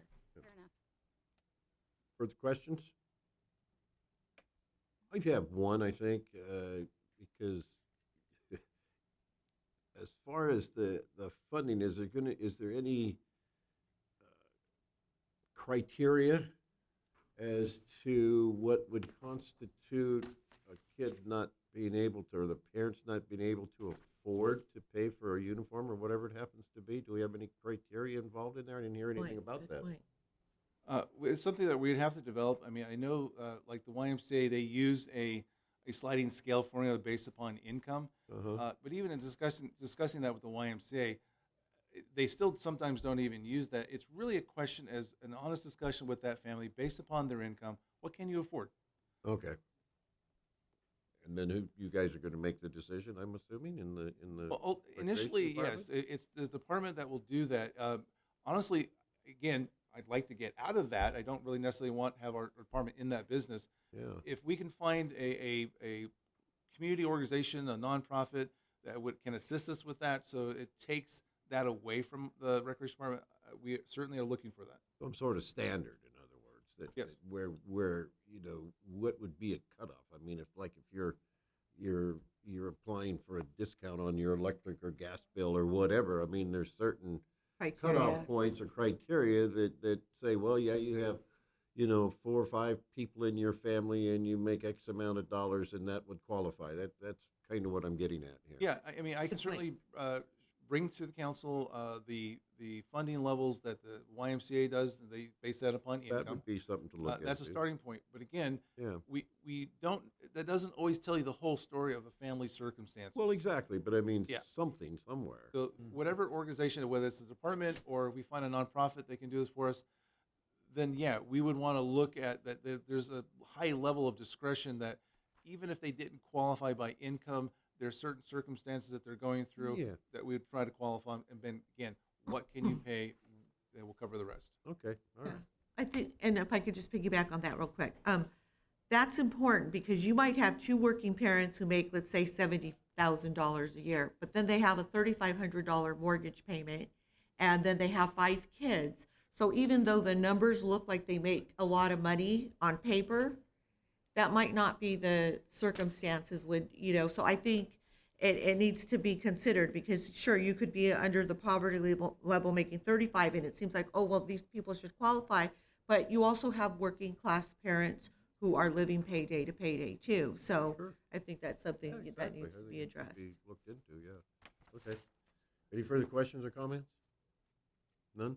So you want direction here, I'm taking it, is that what? And you're I got a looking lot of for? direction. You got a lot of direction.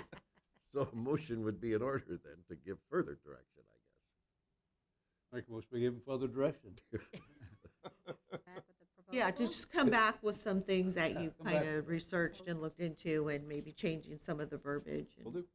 Thank you, Dave. Thanks, Dave. So was that? Second. Was that, okay. Motion by Hoffmeyer, seconded by Almost to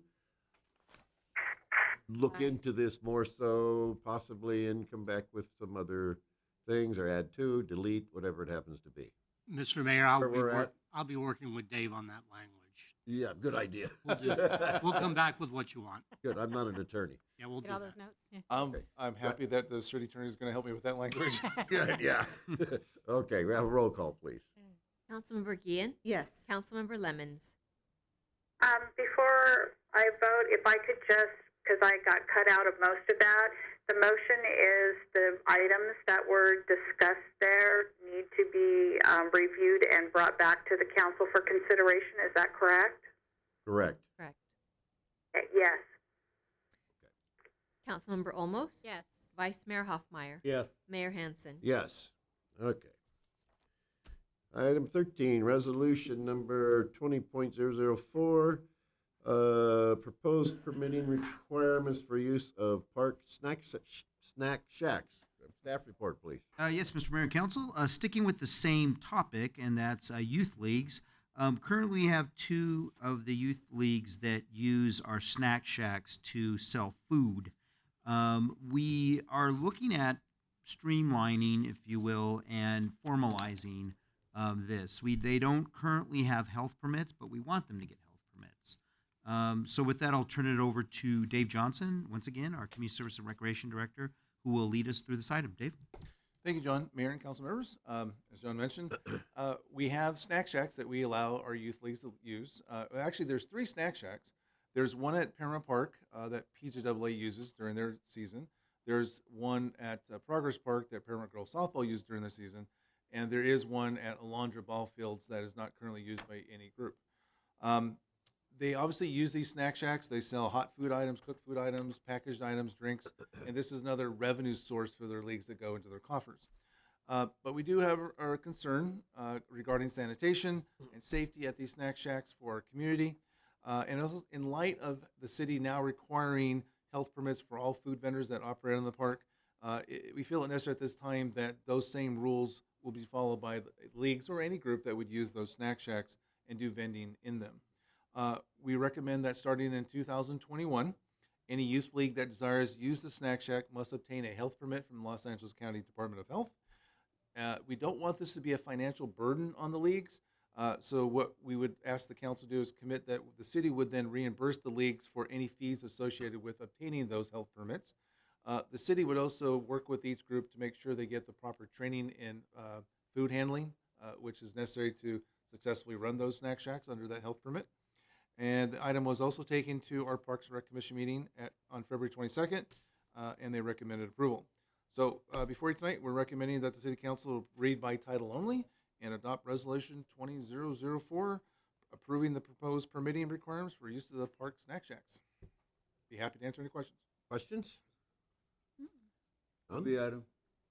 Second. Okay, now I heard 2 seconds over here. She can do it. Motion by Hoffmeyer, second by Gillen, to read by title only, adopt resolution number 20.004, approving the proposed permitting requirements for use of park snack shacks. We have a roll call, please. Councilmember Gian, Yes. Councilmember Lemons, Yes. Councilmember Olmos, Yes. Vice Mayor Hoffmeyer, Yes. Mayor Hansen. Yes. Item number 14, a report, building and safety online inspection request. We have staff report, please. Yes, sir. This is going to be a fun one. There's my mic. This is going to be a fun one. This is just an interactive demonstration on how a new feature that is on the City of Paramount website is going to work. So we wanted to show you, walk you through. This is going to be very short. You can now request a building inspection from the comfort of your own home on your computer screen 24 hours a day, rather than calling us during business hours. So with that, I'll turn it over to Planning Director John Carver, who will show you how it works. John? Thank you, John. Mr. Mayor and council members. As John mentioned, this is a new tool that recently became available online for people wishing to schedule an inspection. Through the city's website, people can make an appointment for a building inspection. Inspections can still be scheduled by calling the planning department. And in the near future, applicants will have the ability to fill out a building permit online and then come into the counter, and the permit technician will print out the permit and go from there. And so I'll just walk you through the scheduling of an appointment for a building inspection. Oh, sorry. Steve, can we restart it? Thank you.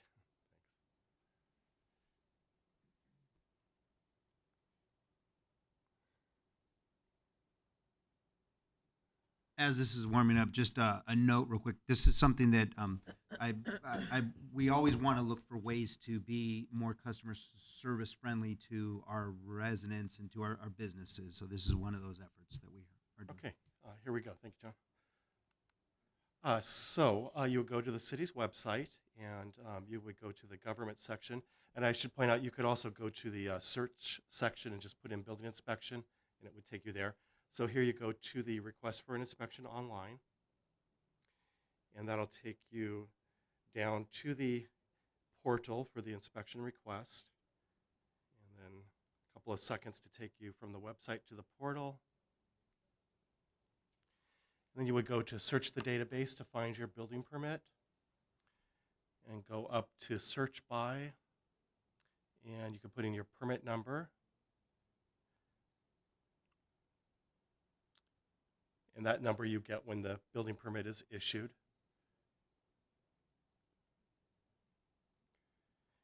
And then you do search, and it will pull up your building permit.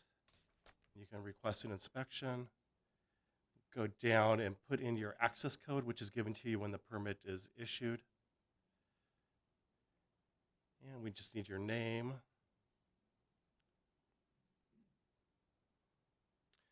And telephone number.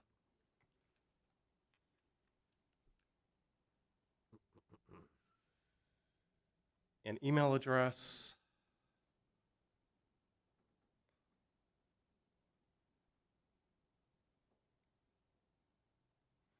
And then you go up to the calendar section to request the date that you would like your inspection, put your date in, and the type of inspection, and any comments that you might have. And you hit the submit. And you will get generated an email that will confirm that you've scheduled your inspection, and we will receive notification that an inspection has been scheduled, and we'll put that down for the requested date. And I'm happy to answer any questions. Wow, cool. Any questions? The other way the old way will still be available Absolutely. for people Still to come call in. by phone. Okay. And since we're going a little high tech here for some people, what about in the future looking at printing out, paying online, and then printing out the permit? Is that something that's possible, or that's for future, or not possible at all, or what? Paying online, we are looking For the into permit? doing that. Okay. Right. Can you Yeah. do that now? No. Okay. So there's still a need to come in. if There's you still a have need to come in to get the printed permit and to pay the fee. Right. But I mean, maybe in the future where you Absolutely. could print that permit Absolutely. at home And pay it at home and too. pay online. Yeah, that would be great. Absolutely great. Further comments or questions? No? Okay, very good. Thank you. That was just that. Item 15, this is receive and file general plan annual report, calendar year 2019. Yes, Staff sir. report. Yes, sir, Mr. Mayor and Council. This is something that we do every year. We have to give you a status of our general plan and what took place in the previous year. So with that, I'll turn it right back over to our planning director, John Carver, who will handle the item. John? Okay, thank you, John. So this item is the annual progress report on the city's general plan.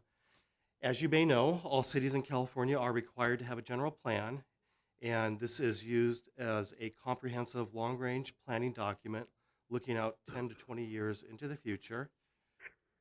This annual reporting that we do tonight is required by state law to apprise the city council on the city's progress in implementing the various general plan elements. These are the general plan elements. They include land use, economic development, housing, transportation, public facilities, health and safety, and resources. Looking at land use, a number of zone changes were implemented, moving the city further away from heavy industrial to commercial manufacturing. We also operated the home improvement program and the commercial rehabilitation program to help stabilize land uses. We continue to work to attract new and unique businesses to the city, and we also work to retain existing businesses. We will be working on design guidelines for the city's central business district starting in the next several months. In 2019, 27 new housing units were completed, with permits issued for an additional 5 units. We are nearing the end of the 5th cycle Regional Housing Needs Assessment, and SCAG is finalizing the 6th cycle numbers right now. The city offers a variety of public transportation options, and we continue to work on the West Santa Ana Branch Light Rail project. The city continues to have a strong relationship with the school district, and we continue to provide safe water. In the area of health and safety, the city continues to prepare for disasters, and code enforcement is active in the community to ensure that certain standards are met. And finally, in the area of resource management, we continue to look for ways to enhance the city's existing parks and to look for areas to add new park space. And it's recommended that you receive and file the calendar year 2019 general plan annual report, and I'm happy to answer any questions. Questions? None? Make a motion to receive and file. Second? Moved by Hoffmeyer, second by Almost, to receive and file calendar year 2019 general plan annual report and direct the city clerk to file said report with the governor's office of planning and research and the California Department of Housing and Community Development. We have roll call, please. Councilmember Guillen, Yes. Councilmember Lemons, Yes. Councilmember Olmos, Yes. Vice Mayor Hoffmeyer, Yes. Mayor Hansen. Yes. Item 16, resolution number 20.003, approving modification of fees and charges for pickup and hauling of refuge within the city of Paramount. Have staff report, please. Yes, Mr. Mayor. This item is a request by CalMet for a rate increase for both commercial and residential rates. With that, I'll turn it over to our Public Works Director, Ms. Adriana Figueroa, who will tell you the latest. Adriana? Thank you, John. As you know, Mr. Mayor and members of the City Council, as you know, in the city's contract with its refuse provider, CalMet Services, there is a provision for an annual rate increase for both residential and commercial customers. This rate increase is negotiated between the city and CalMet representatives before the new rate takes effect in April of each year. The city and CalMet recently concluded these negotiations, and staff has a rate increase recommendation for your consideration. So for background, previous increases to residential accounts include a 4.8% increase in 2017, a 3% increase in 2018, and a 1.7% increase in 2019. Typically, these monthly rate increases are based on higher operational costs incurred by CalMet and the Consumer Price Index, or CPI, increases. Also, another significant factor the city takes into consideration is the cost of services as compared with neighboring cities. Maintaining, of course, a competitive trash rate for our residents has always been one of, if not the most important factor for city staff during these negotiations with CalMet. Previous increases to commercial rates include a 2% increase in 2017, a 5% increase in both 2018 and also 2019. And again, these increases are largely based on increased operational costs such as tipping fees and the CPI.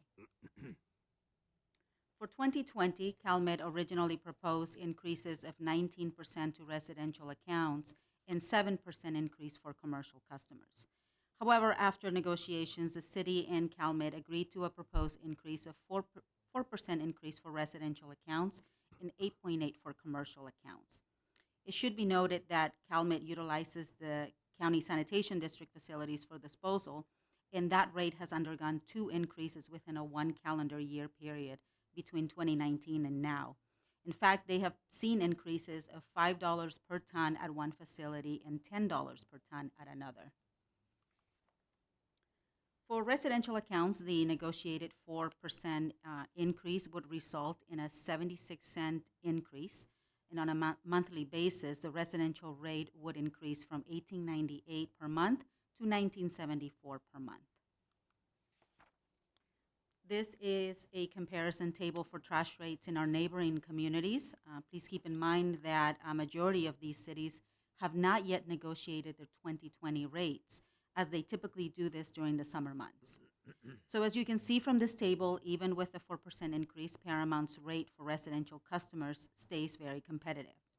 Also, when compared with other CalMet cities, Paramount's residential rates remains somewhat in the middle.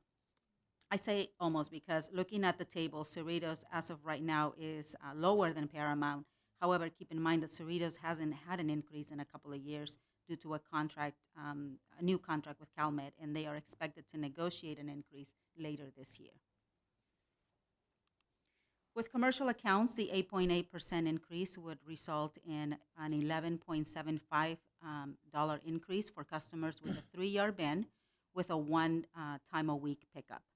And for those with pickups of twice per week, the rate would increase by $19.58.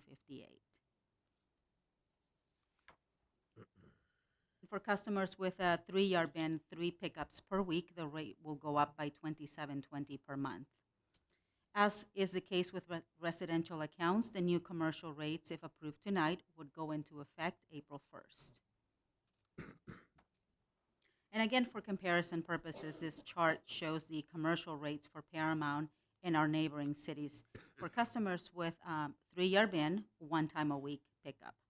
With this commercial increase, our rate would remain competitive, and also keep in mind that rate adjustments for most cities are anticipated in a few months. Oops, sorry, I went too far.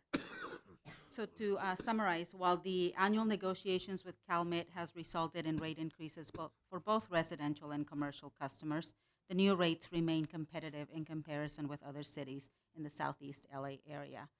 So with that, staff recommends the City Council read by title only and adopt resolution number 20003. And that concludes my report. I do have Bill Kalpakoff on the phone, on mute at the moment, but if you have any questions for him, I can put the phone up to the microphone and he can answer some questions. Okay, questions? I actually have a question for you, Adriana. My question is, how long are we under contract with CalMet? How much longer, out of what, 25 years or something? No, I looked at the agreement. It's a 10-year agreement. It started in 2013. It was later amended in 2018, and the contract terminates in 2023. So it's a 10-year agreement from the original date, which was 2013. 2023 would be the termination clause. Okay, thanks. I feel like, when you make a presentation and you say not that it has anything to do with you, but CalMet was requesting 19% and we settled for 4%. It makes it sound like, oh gosh, wow, what great negotiation. I mean, they could ask for 40%, and then if you say 10%, then it sounds, doable. But I know Norwalk a couple years went into a different negotiation with a different hauler, and they're paying a lot less. So, I think it's a lot that we pay already. I would have to note, a lot of times what happens, and I've seen this before, the commercial rates end up subsidizing the residential rate. And it's difficult to see that at first, but when you look at because you didn't have others, Norwalk on that commercial rate. the commercial rate it's a little bit high. Did you have it? Yeah, let me go back. 197.65.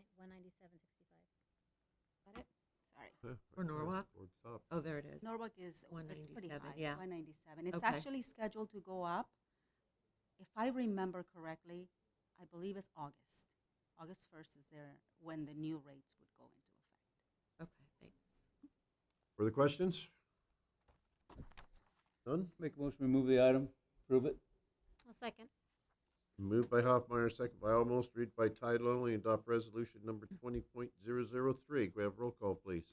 Councilmember Guillen, Yes, Councilmember reluctantly. Lemons, Yes. Councilmember Olmos, Yes. Vice Mayor Hoffmeyer, Yes. Mayor Hansen. Yes. Okay, comments or committee reports. Being that Councilmember Lemons is kind of on the phone, we'll go there first. I don't have anything to report. Okay, thank you. Down at the other end, Councilmember Gillum. I just want to, 2 things. We are entering into uncharted territory, so I just want to take this opportunity to remind people to, look out for each other, to stay calm, check on your elderly neighbors, and, this is a time where we all have to work together. And then, a suggestion would be to close in former Councilwoman Vera Amaro's memory. She died during the period from our last council meeting until now. So I think closing in her honor. She was a woman of, stature in the community, and I think it'd be nice to close in her honor. Certainly fine, yeah. I just want to give a shout out to actually companies of Northgate and Stater Brothers who actually opened their doors for our seniors from 7 to 8 for them to go shopping. Just a reminder to the residents, please support local restaurants. Keep them in mind. They're doing pickup orders, so please don't forget about that. And just a thank you to all the residents for their patience and support through this time. We'll get through the moments. Let's just remember to keep calm and just be safe. Exactly. Vice Mayor Hoffmeyer.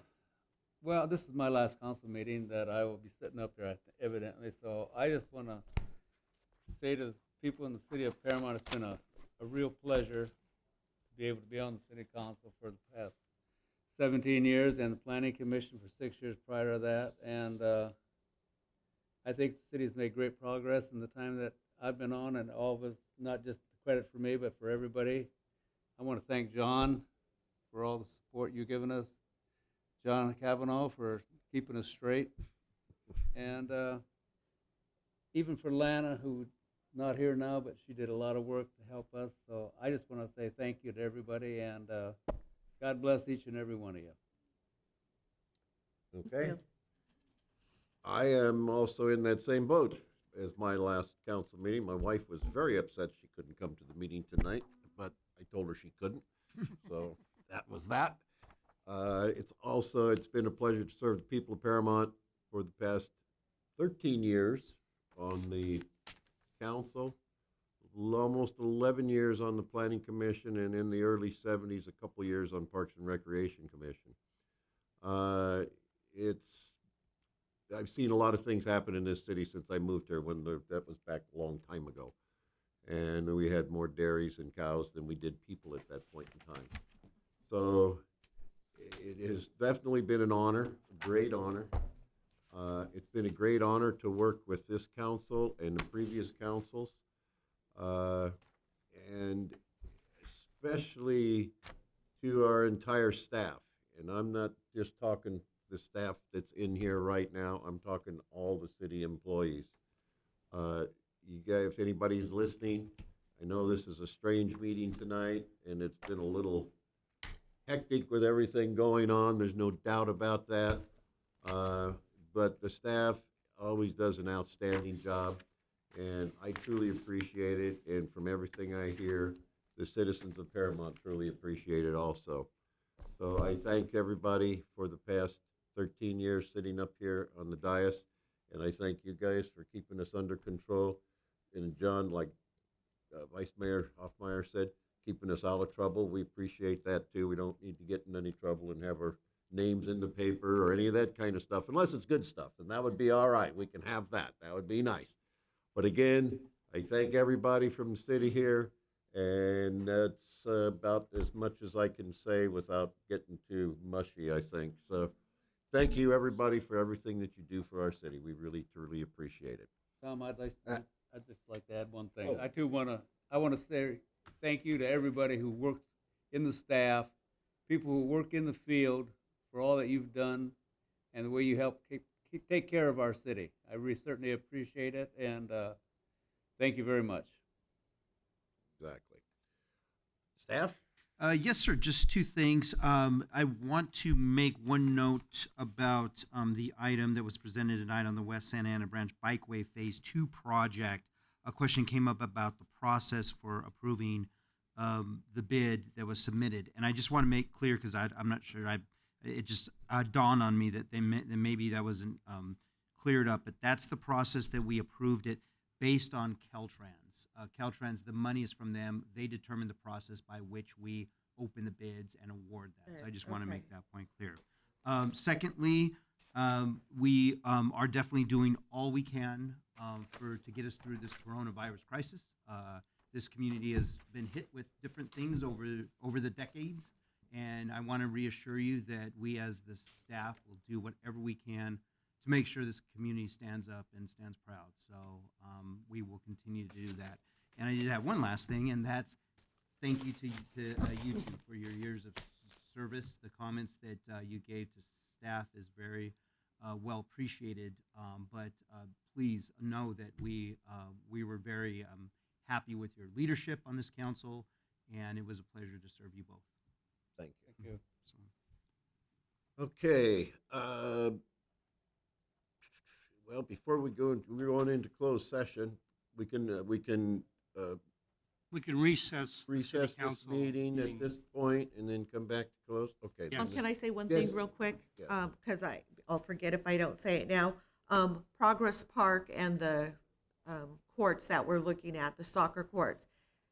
Can we look into an industrial area? Because I think some of these places have been converted, not that way we don't take away park space. Was that a thought process? It's not with KIPS because they're looking for obviously free space, which a public entity can provide. Okay.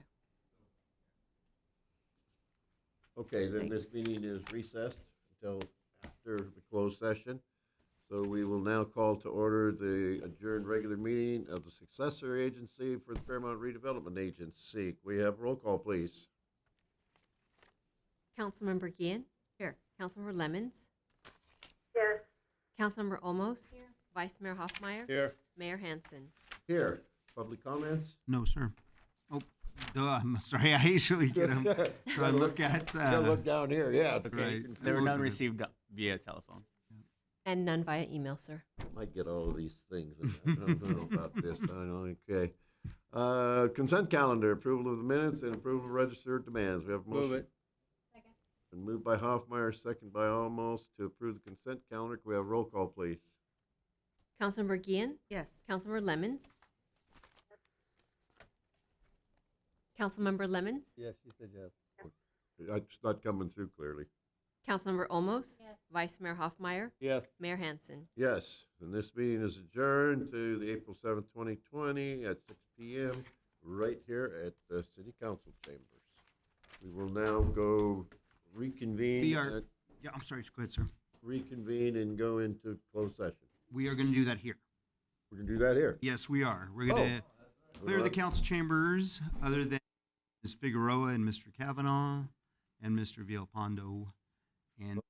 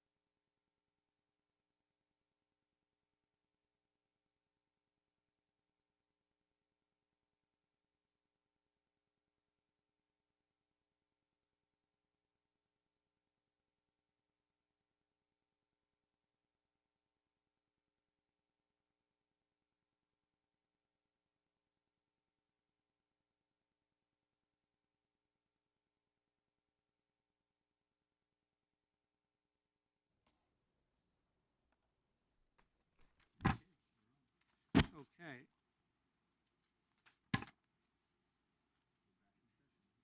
Okay, oh, sorry. I'm looking at all these stuff. We're back in regular session for the regular council meeting now at this point, and the city attorney will give a report on the closed session. Yes, Mr. Mayor, the city council did conduct an authorized closed session under the Brown Act.